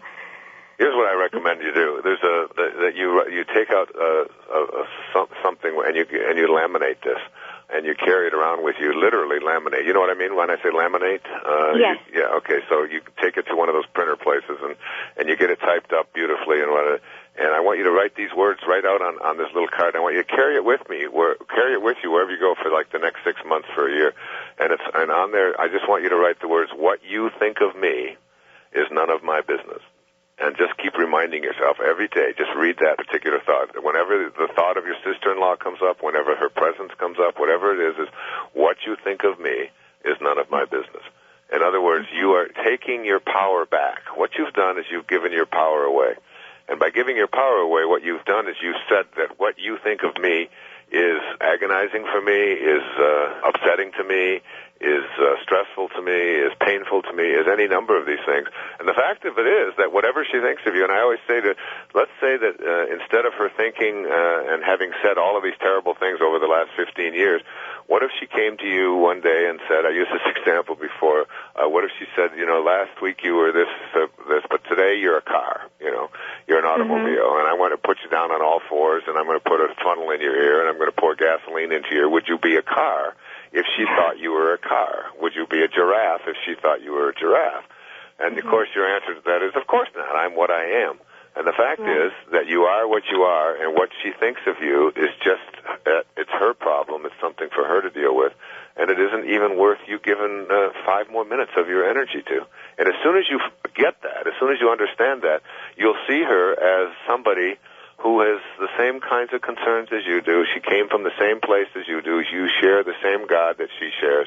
We all come from the same place, and she doesn't know how to be anything other than what she is. And now what will happen is you'll start just surrounding her with kindness and with love and with joy in your heart and forgiveness. And you'll be at peace because you're not making her opinions of you more important than your own opinions of yourself. And that's my advice. That's the best I can do. What do you say, Amita? You. Good? Thank you. I will definitely go to the shops tomorrow. Do it. And I'll get that laminated. And every time you then look at that little line, and it's a great line. What you think of me is none of my business. That's just not my business. My business is, making somebody else's opinion of you more important than your own opinion of yourself is the cause of your suffering. And as soon as you change that around and make your own opinion of you the most important thing, then you'll actually be able to love her, which will be freeing to you. It'll actually free you up. Yeah. All right, Amita. I have actually tried to do this as well. But I feel that I keep going backtrack. Because it's a habit, and it's just a habitual way of thinking over and over again. You believe that because somebody said nasty things about you, that your responsibility is to think those nasty things back and be upset and be hurt and so on. But again, think about our great spiritual masters. Think of Jesus. It's like, and when someone would say something bad, there's a story. I don't know if I have time. There's a story real quickly of. I think I've told it before on the air, but of the Buddha who had people follow him around who were always criticizing him, always finding fault with him, always saying terrible things about him, and always he would respond with love, and always he would respond with kindness. And finally, the devotees, they couldn't take it anymore. They said, "How could you be so kind in the face of all of this negative stuff that just keeps coming at you?" And what his response was, he said, "When someone offers you a gift, and you do not accept that gift, to whom does the gift belong?" And what he was really saying is, if someone offers you a gift of their anger or their bitterness or whatever, and you don't accept it, then who owns it? You don't own it. So why would you be upset with something that somebody else owns? And that's what you're doing. You're being upset with something that your sister-in-law owns instead of being happy with what you own. Wow. Thank you. Thank you, sweetheart. God bless you. Thank you so much. Yeah. Thank you so very much. Appreciate your call. Well, Dr. Dyer, we have just enough time to get Randy on the line from Tahoe, Nevada, and bring the question out, Randy, and then Dr. Dyer will answer it when we get back from the break. So welcome to the show. Oh, it's Brandy. Oh, Brandy, welcome. Thank you. I have been practicing the power of intention, power of focus and belief, and creating your life by that. And I keep getting roadblocks that when it seems like everything's flowing and it's happening, and I feel like, wow, it's, I'm really on track, it's flowing, then all of a sudden I get these big roadblocks where there's nothing I can do to make it continue to go forward, and it just ends. You've got to give me an example. What do you mean, real quickly? It's happened in all areas of my life. It happens it's happened in relationship. It's happened in a business opportunity. But what would be an obstacle that you just can't overcome? What would that be? I'm trying to think of what that might be.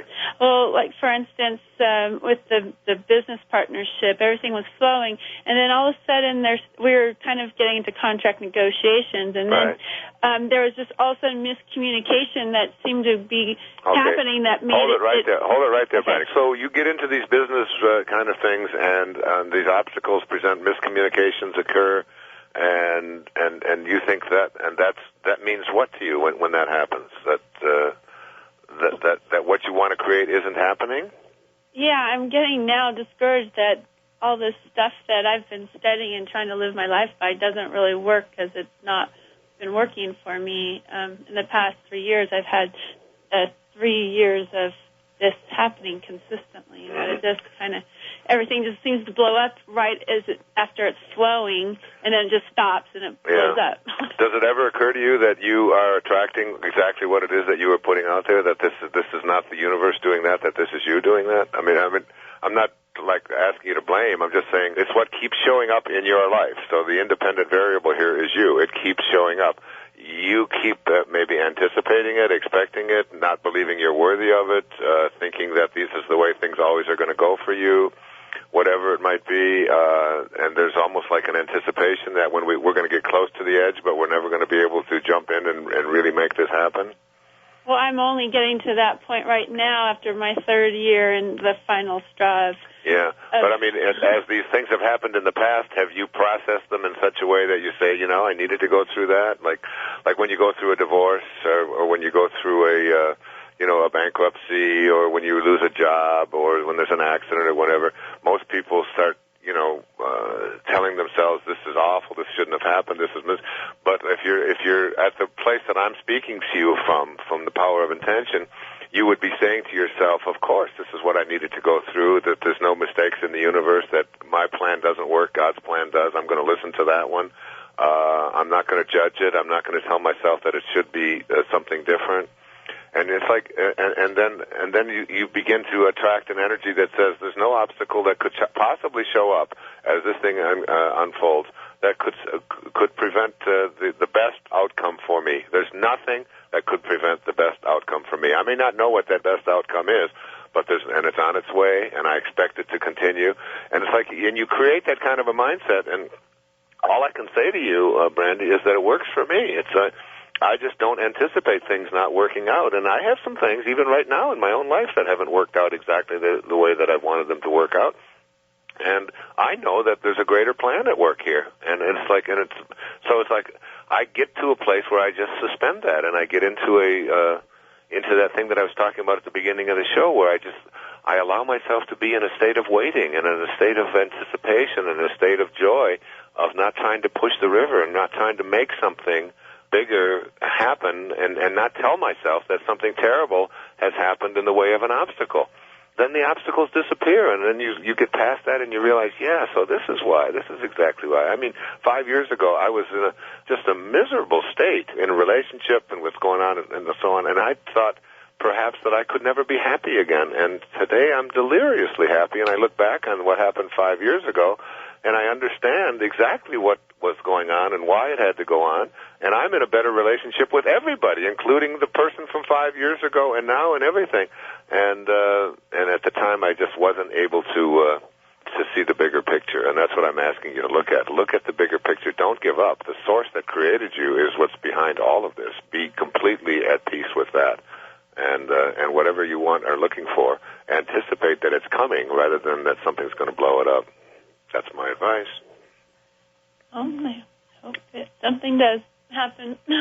What about this relationship thing? What happens that you said something of relationship? Well, I felt like I met that right person, and that we were brought together at the right time in the right place, and then all of a sudden the relationship seemed to change. He seemed to change, and it turned into this wonderful, beautiful relationship to a verbally abusive one that I just could not, have in my life. Yeah, and you can't see the greatness in that and the joy in that and what you were taught there and so on. I mean, I can't see the greatness of why,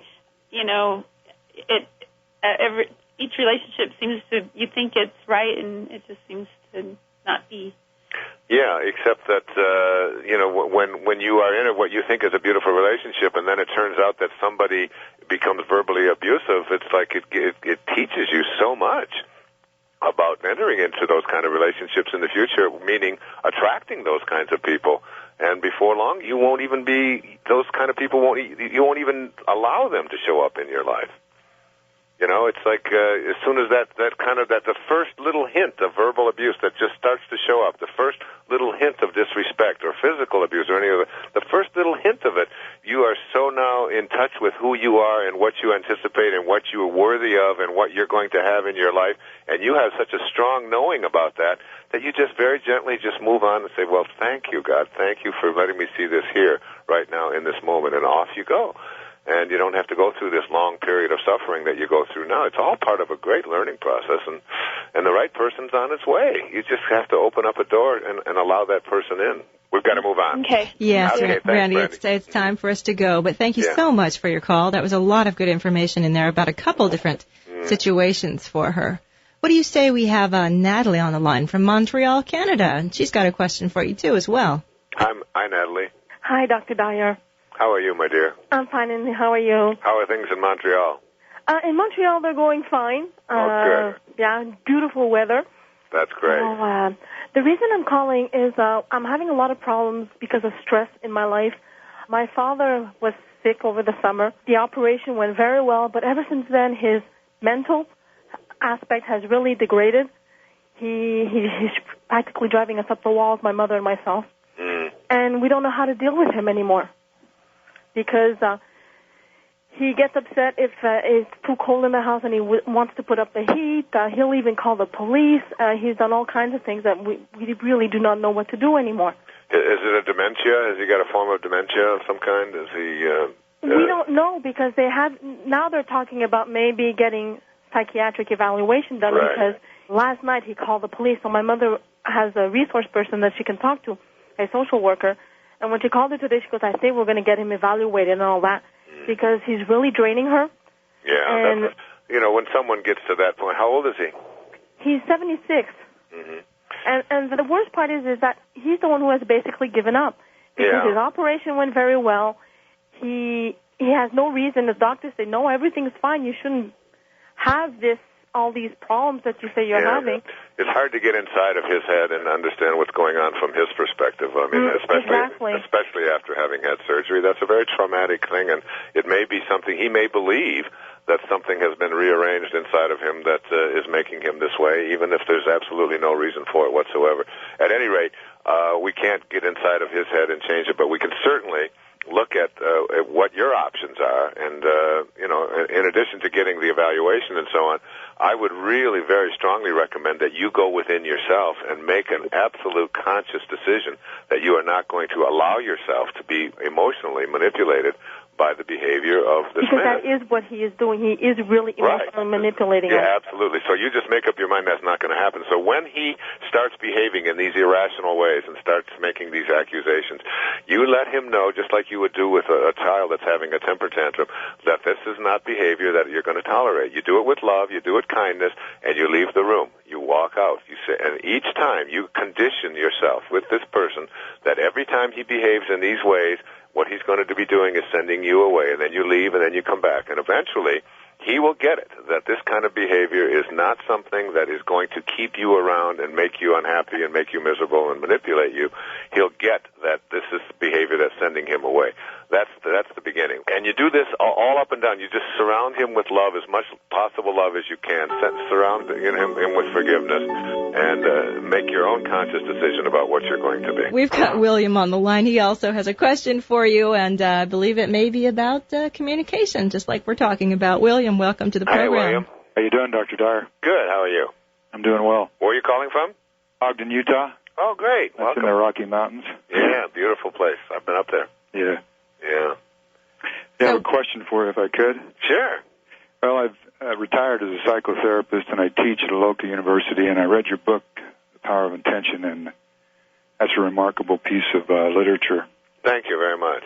I followed your career also and watched you grow and become the kind of human being you are. And one of the things I'm struggling to do is twofold. Number one, start doing some seminars to help individuals and couples with their relationships. And then secondly, to write a book about a concept that hit me a while back when I was teaching a domestic violence class.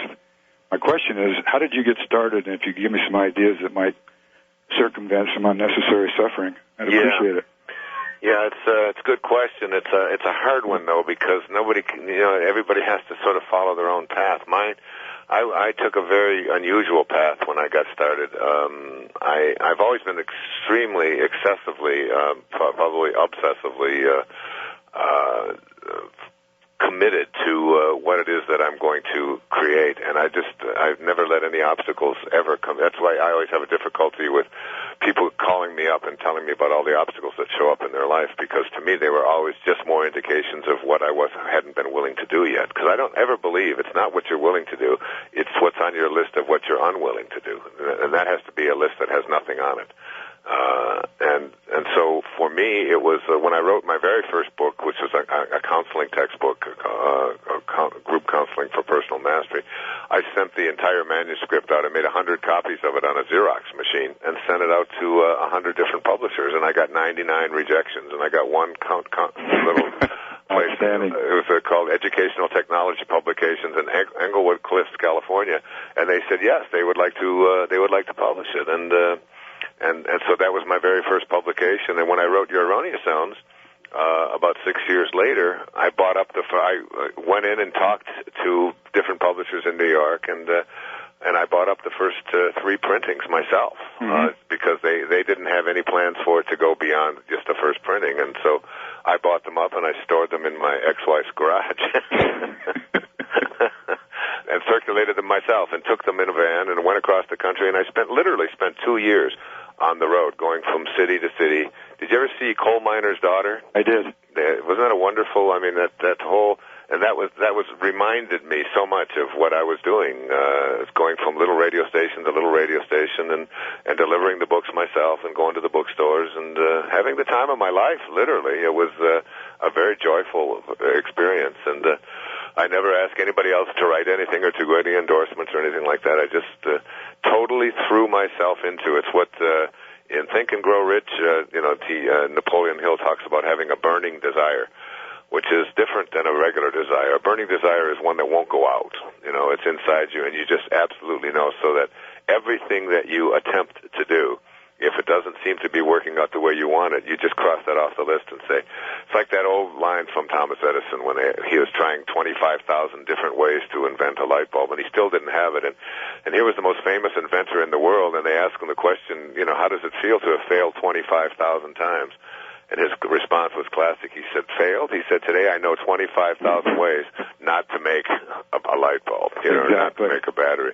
And I just kept learning what not to do. And so I never think of obstacles as things that are bad. I always think of them, okay, one more thing to cross off the list. That one's not going to work, And the other thing is, I started out doing it in very small places, like up in Port Washington, New York, at the Educational Assistance Center. I gave a lecture every Monday night. I was a professor also at St. John's University in New York, and Monday nights were free for me. So I just offered a course, and like 12 people showed up the first time. Then we did it for 4 weeks, and I think they paid $5. After the 4 weeks were up, they told a bunch of people about it. They wanted to continue the course. We had about 30 people show up. And the conclusion of all of that is 3 years later in Port Washington, New York, on Monday night at Schreiber High School, we had 1,200 people, each who were paying $20 for a 4-week seminar to come and listen. And it became like an institution there in the town. And then it went from there to bigger cities, it's in Manhattan and then all across the world. But it's like you start out and you give a talk. If 3 people show up at a phone booth, give your first seminar there. Don't have anything on your unwilling list. That's my best advice. Hey, thank you so much. Thank you, my friend. Continued success for you. Thank you, and God bless you. You live up there in a beautiful, beautiful part of the world. Thank you. God bless you. Thank you, sir. Thank you, William. We have Matt now on the line. He's calling from Arizona. Matt, welcome to the program. Yeah, hi. Hi, Matt. Hey. How you doing? And what is your question for Dr. Dyer today? I've identified my ego, and I actually have conversations with it frequently. Good. But it constantly wants to be in charge, and it sometimes lets me function.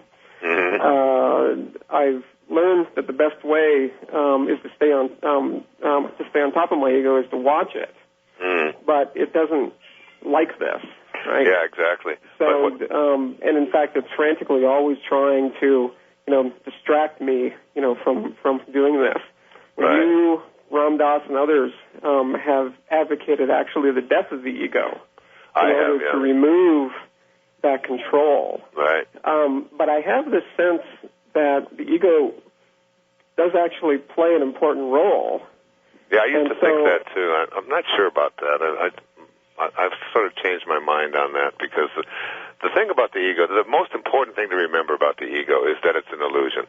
It's really the false self. I mean, that's what all of the great spiritual masters, that's what Patanjali was teaching like 4,000 years ago. It's the false self, the real self, Lao Tzu said that is real which never changes. So the only part of you that's real is the part that's eternal. And everything else is an illusion, including all of those beliefs that you have about, what your ego is, and all of it's just like you're really slaying something that doesn't exist in the first place. If you just recognize that, then you'll be much more at peace with it. But we're going off the air here. I can tell that in about 30 seconds. So. Sure. Okay. Well, Sorry, thank you very Matt. much. We'll have to wrap Matt. that up. Great questions, and maybe I'll meet with you. We can all get together on Maui over here. It'd be great. Sounds great. Thank you. Sounds great. God bless you. Appreciate your call, Matt. That's a great idea for a show. How about a whole show about the ego and tackling that? Anytime. You tell me, Summer. You're in charge. Bring your FX47 with you, and we'll do it. All right. Well, Dr. Dyer, thank you as always for being with us today. We look forward to having you on air again next Monday, same time, same place. I'll be here. Dr. Dyer, hello again. Good morning or good afternoon, wherever you are. Good afternoon. How's the start of summertime treating you in Hawaii? Well, I got to wait till tomorrow. I know I'm jumping the gun, but by 24 hours. Let it come. We're still in spring. Yeah. No, all is well. I'm having a glorious morning, as usual. Yeah.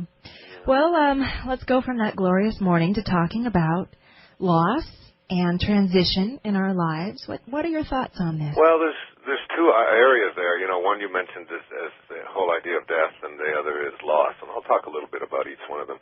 I think what happens as you move in your life, as you begin to make a shift into becoming more of a spiritual being, having a human experience rather than the other way around. Most of us think of ourselves as human beings, having an occasional spiritual experience, maybe Sunday mornings or something. But by and large, if you begin to understand that everything that composes, as Jesus said, everything that composes decomposes. Everything that shows up into the physical world, everything, there are no exceptions, everything that has boundaries, that has form, that has whatever, is, Lao Tzu said, that is real, which never changes. So that anything that is in the world of the changing is something that is transitory. It is something that, in a sense, isn't real because there's no lastingness to it. So the only thing that is real, the only thing that really is something that we can rely upon is that which never changes, and that's the world of spirit. And that's where we all emanated from, and that's where we're all headed to, whether we like it or not. We can look at these bodies of ours, and we can get them nipped and tucked, and we can get things keep them from drooping, and we can do all of that.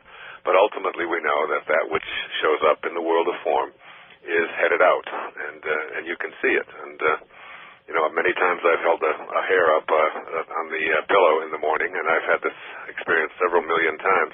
And I'll look at that hair that's on the pillow, and I'll say, "What held it in yesterday?" It's like, and we know that there's some invisible dynamic source. So the way that I look at death, because I don't want to it's sort of a depressing subject for most people, and I don't want to make it depressing at all. I received something in the mail several years ago, and I wrote about it in a book called Your Sacred Self.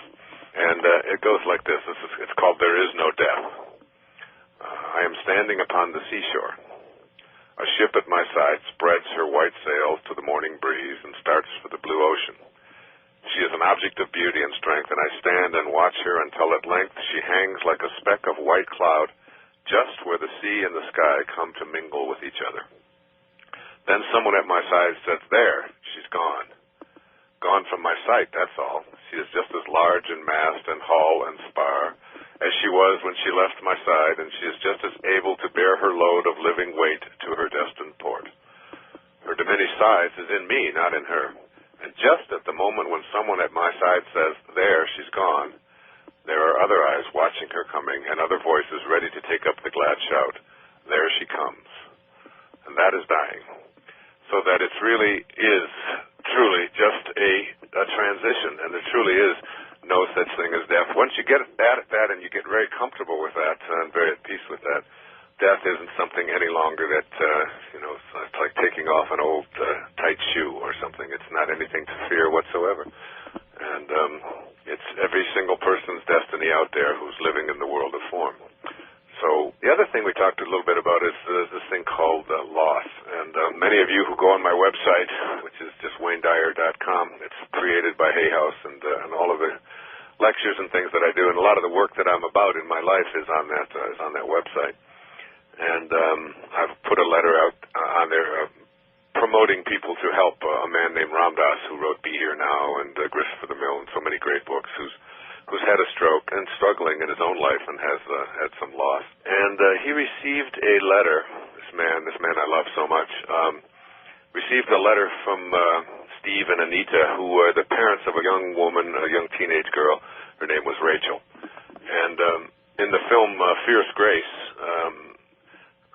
Anita, who was Rachel's mother, read this letter. Now, it turns out that Rachel was murdered and was raped, and it was a very devastating experience on her. But this letter that Ram Dass wrote to them is one of the most beautiful letters I've ever heard or ever experienced when it talks about loss. And so I'm going to read it here, and then we'll go to a break, and then we'll come back and we'll take some calls, not necessarily about this subject, but about any subject. And here's what the letter goes. Dear Steve and Anita, Rachel finished her work on Earth and left the stage in a manner that leaves those of us behind with a cry of agony in our hearts as the fragile thread of our faith is dealt with so violently. Is anyone strong enough to stay conscious through such teachings as you are receiving? Probably very few. And even they would only have a whisper of equanimity and peace amidst the screaming trumpets of their rage, grief, horror, and desolation. I can't assuage your pain with any words, nor should I, for your pain is Rachel's legacy to you. Not that she or I would inflict such pain by choice, but there it is, and it must burn its purifying way to completion. For something in you dies when you bear the unbearable, and it is only in that dark night of the soul that you are prepared to see as God sees, and to love as God loves. Now is the time to let your grief find expression. No false strength. Now is the time to sit quietly and speak to Rachel and thank her for being with you these few years, and encourage her to go on with whatever her work is, knowing that you will grow in compassion and wisdom from this experience. In my heart, I know that you and she will meet again and again and recognize the many ways in which you have known each other. And when you meet, you will know, in a flash, what now it is not given to you to know, why this had to be the way it was. Our rational minds can never understand what has happened, but our hearts, if we can keep them open to God, will find their own intuitive way.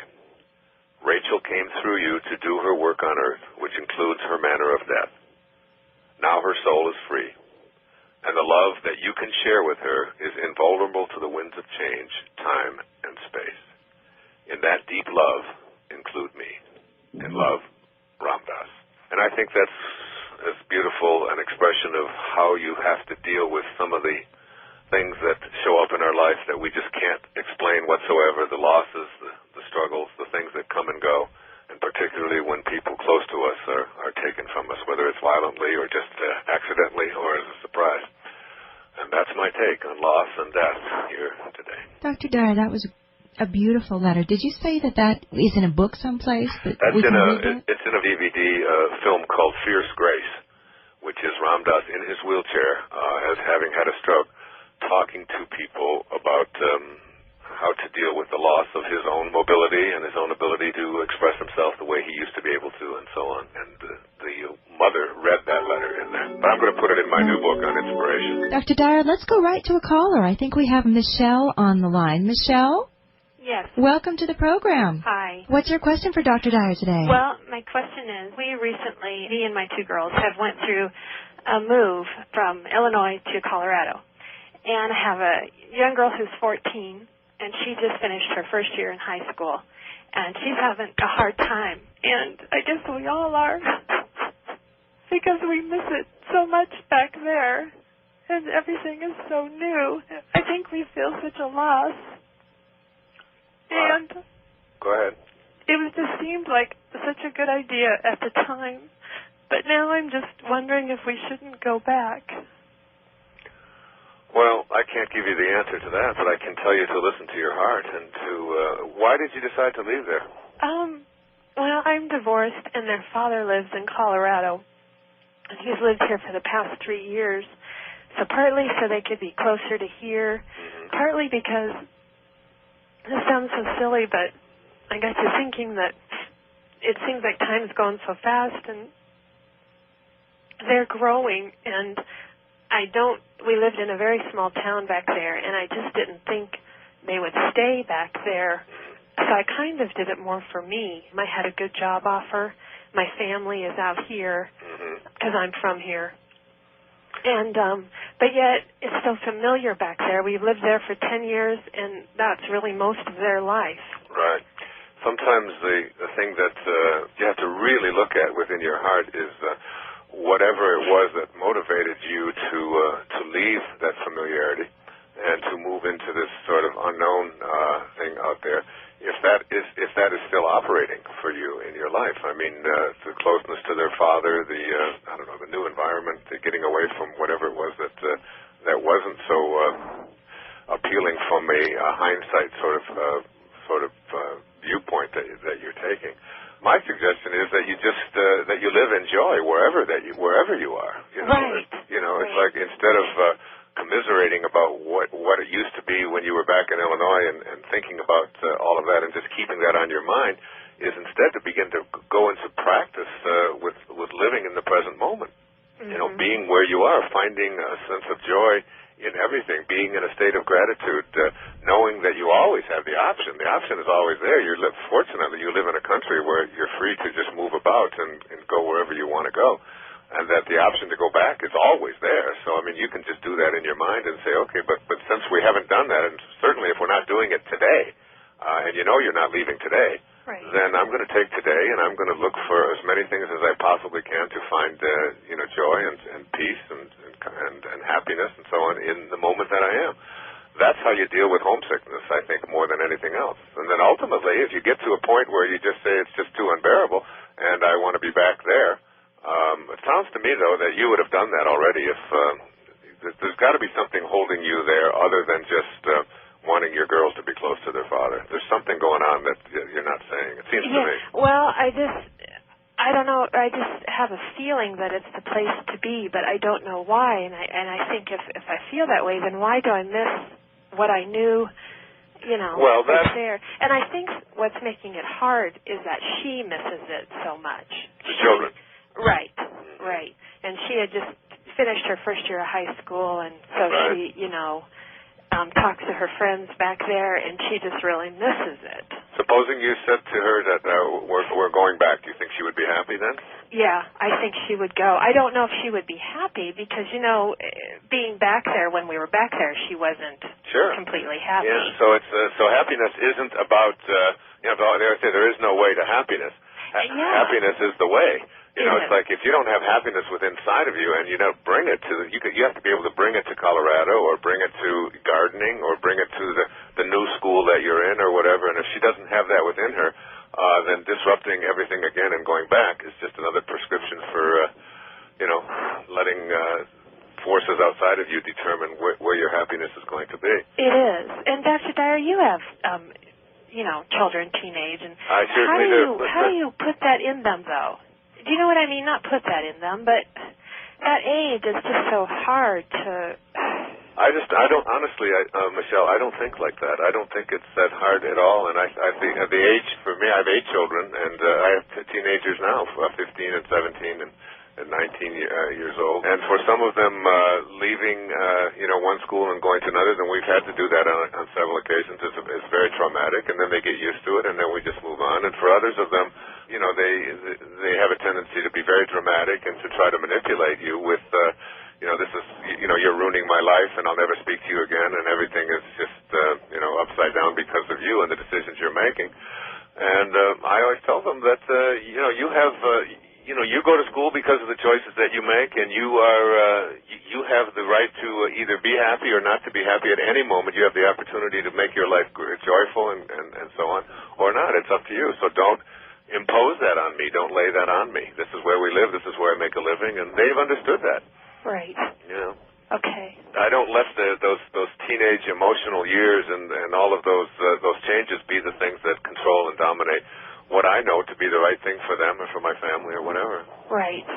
I know. I think I've just been confused as if it's really the right thing, but well, you're right. There's no answer to that. There is no answer to that. And the real thing what this call is really about, because it's interesting, we're talking about loss and so on, is how you deal with the present moments of your life. Right. I had someone on the show a few weeks ago who was in Rwanda when she was a teenager and was a hunted woman with people were trying to kill her.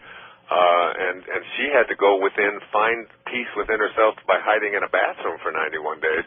And I always tell my children, you've got to, and I try to expose them to the kinds of things that are going on in the world that make their, quote, problems really seem, not nearly as dramatic and it really does work, by the way. Yeah. I have them watch, shows on, I often say, just as we sit down to eat, we've just got to remember, as we're sitting down to eat this wonderful meal that we have prepared for us, that there are people, our brothers and sisters, someplace on the planet who are digging for worms and roots to try to stay alive today.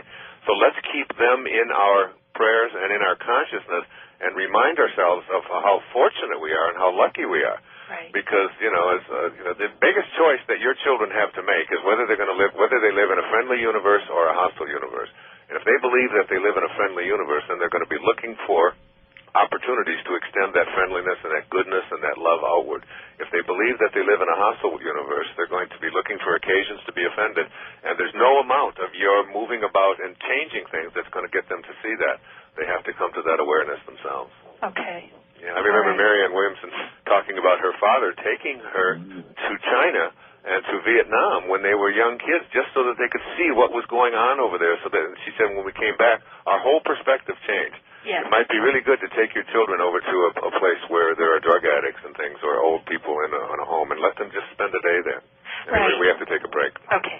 Thanks, you. Michelle. Thanks Great so call. much. God bless you. You too. Namaste. Bye. Thank you, Michelle.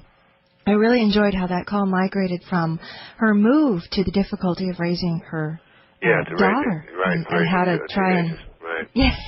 If you're raising 3 teenagers at once right now, you have a few things to say on it. There's a great book about how to raise teenagers. It's called Get Out of My Life, but first drive me and Cheryl to the mall. It really describes exactly what it's like to raise a teenage daughter.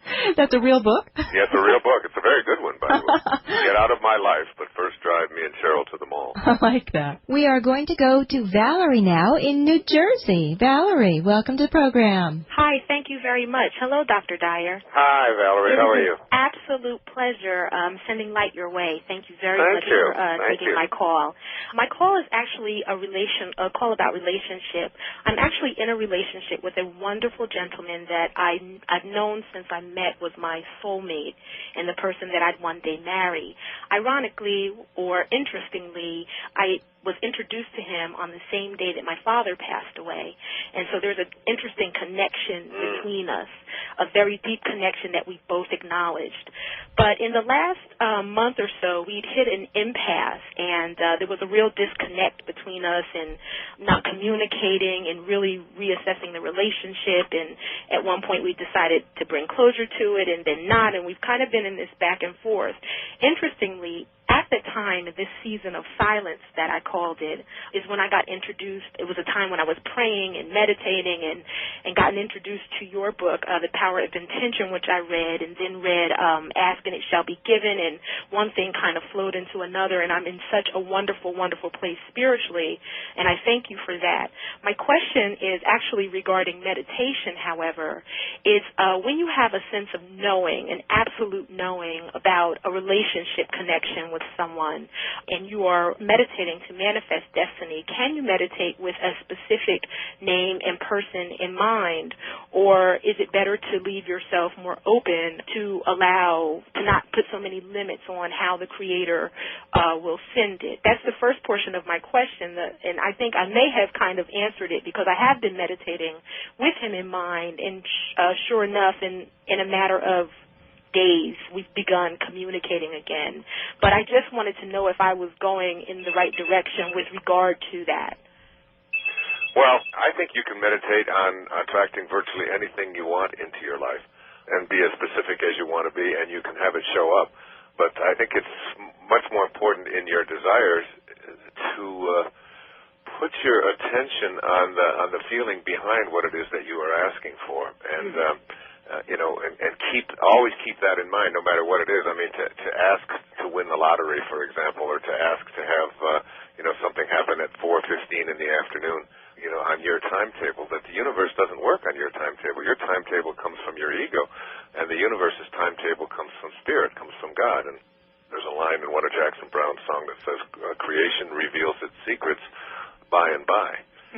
So that if you live in New Jersey, well, about this time of year you start planting tomato plants, don't you? Right. Up there, there's beautiful New Jersey tomatoes that are so wonderful. And then, but you start seeing the shoots come up around about another month or so from now. You'll see them just shooting up from the ground. I mean, you can't get down on your knees and start tugging at them and say, "Look, I want some tomatoes today." Right. The tomatoes will show up exactly on schedule when they're supposed to show up. And I think the same thing is true of our relationships and all the people that are in it and so on. The key to manifesting, in my opinion, is not so much in whether you put your attention on a specific thing and a specific person, but in becoming a vibrational match to what it is that you desire. And if you've read Ask and It Is Given, the wonderful book by Jerry and Esther Hicks. It absolutely is wonderful. Yeah, it is. I wrote the foreword to it, and I don't write forward. So, I mean, it's a book that I really recommend, and you can get that through Hay House. At any rate, one of the things that you learn is that, let's say your desire, I always go back to, like, if you just can put a number on your desire, and the highest number, just say is 100. And so on a scale of 1 to 100, your desire is to be what in this relationship with this person? What would it be?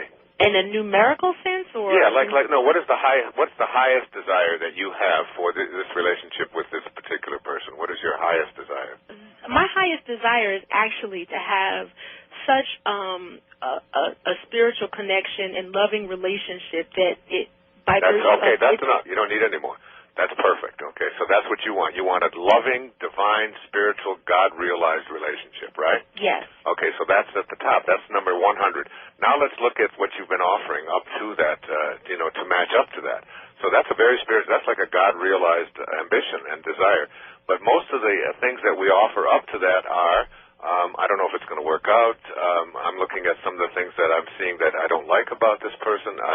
He isn't quite measuring up. We don't agree on this. You know what I'm saying? That before you know it, what you offer up to that number 100, that highest number that's possible in terms of your desire, are numbers around 15, 20, 25. And so now you slide them over and you try to match up. So how can you match a desire that is 100 with thoughts and energy and behaviors and feelings and worries and so on that aren't in harmony with that?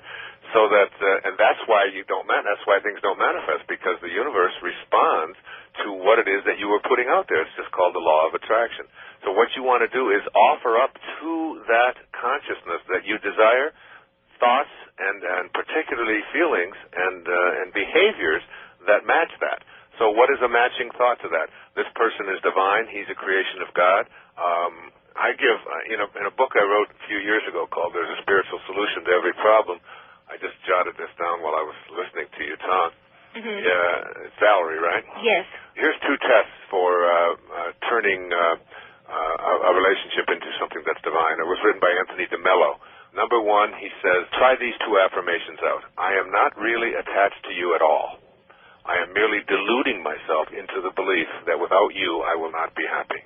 That's number 1. And number 2, and this is the hard one, I leave you free to be yourself, to think your thoughts, indulge your tastes, follow your inclinations, behave in ways that you decide are to your liking, and I will still love you unconditionally. That's beautiful. Yeah, and it's tough, isn't it? It is, and it's interesting that you said that because recently he had communicated with me that he was not sure, where he was with the relationship, and that's exactly what I did give to him. I said, I love you enough to let you go and find your way.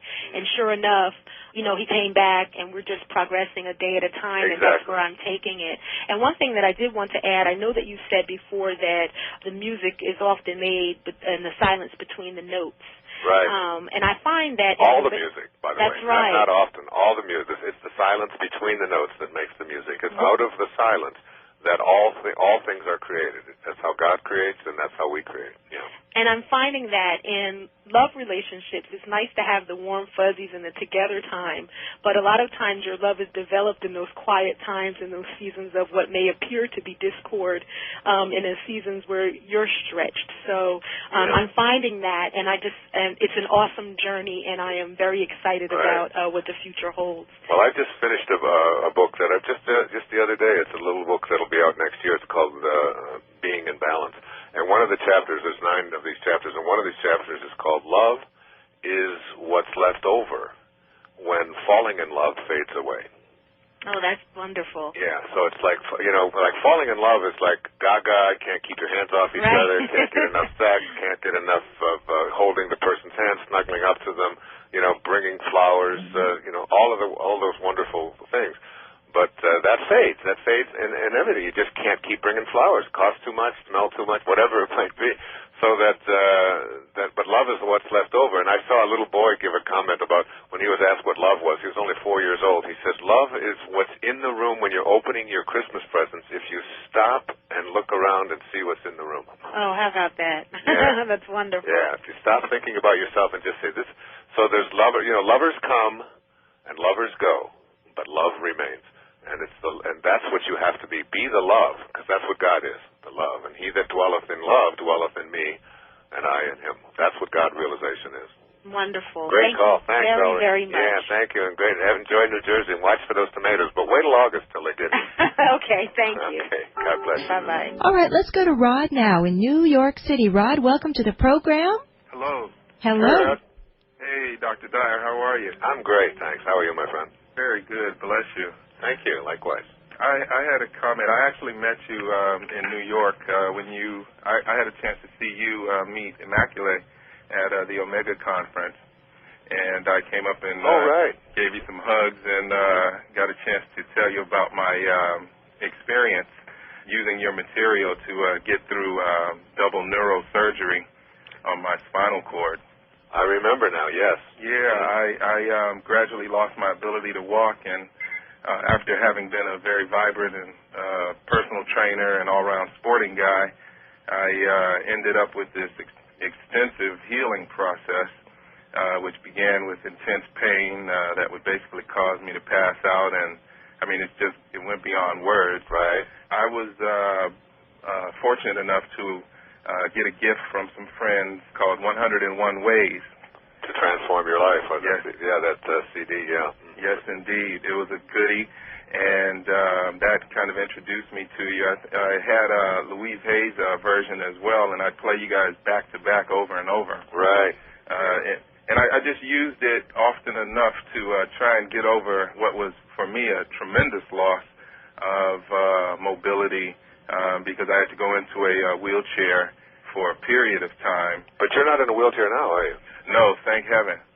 No, but it was hard to see my way out of such an experience between the pain and the despair. Depression took over. I mean, it was very frightening. It was a terrorizing time for me. But as I laid in my bed healing, watching the seasons change, I'd have the material on, and I charged on it, and I just wanted to share that with the viewers that you can plug in and take yourself to another level just by riding that wave, you might say, right, and allowing yourself to transform. And thank you. I want to thank you again for that 101 ways. Right now I'm living in the power of intention as I take my train to see my clients nowadays because I'm fortunate enough to have gone through the healing process. Right. And what work are you doing now, Rod? right now I'm able to train clients again. But what I've done is I've kind of begun to take some of the material. I actually use some of your material to inspire my clients now and incorporate health and wellness in terms of a physical aspect with the spiritual. And I believe that's going to be like the new way, well, not the new way, but a way to channel, to allow us to take ourselves to a higher level physically and spiritually in the same life. Oh, I think so, too. Not only is it going to happen for individuals like that, but I really think that we're on a bigger wave than that with being able to do that all over the world, all over the planet, where we're going to create the kind of planet, the kind of relationships, the kind of peaceful, loving, God-realized place that we all came from. And it's only by going within. It's only through a change in consciousness that we're going to transform the world. That's how you transformed your life. I'd love to take the credit for it, but it was all you and your relationship to God. And as you went there and found that and discovered that, you realized that you don't have to offer up to a desire to be healthy again any energy that says I can't do it or it won't happen or poor me or I've been a victim or whatever. And instead what you offered up to it was a match to what it is that you intended to create. So you did it, Rod. I'm really, really proud of you. To watch another amazing Wayne Dyer video, check it out right there next to me. I think you'll love it. Continue to believe, and I'll see you there. It's a big disease in our culture, this idea that I allow other people's opinions to be more important than my own. Because every time that you're upset about somebody else's opinion or fearful about whether they will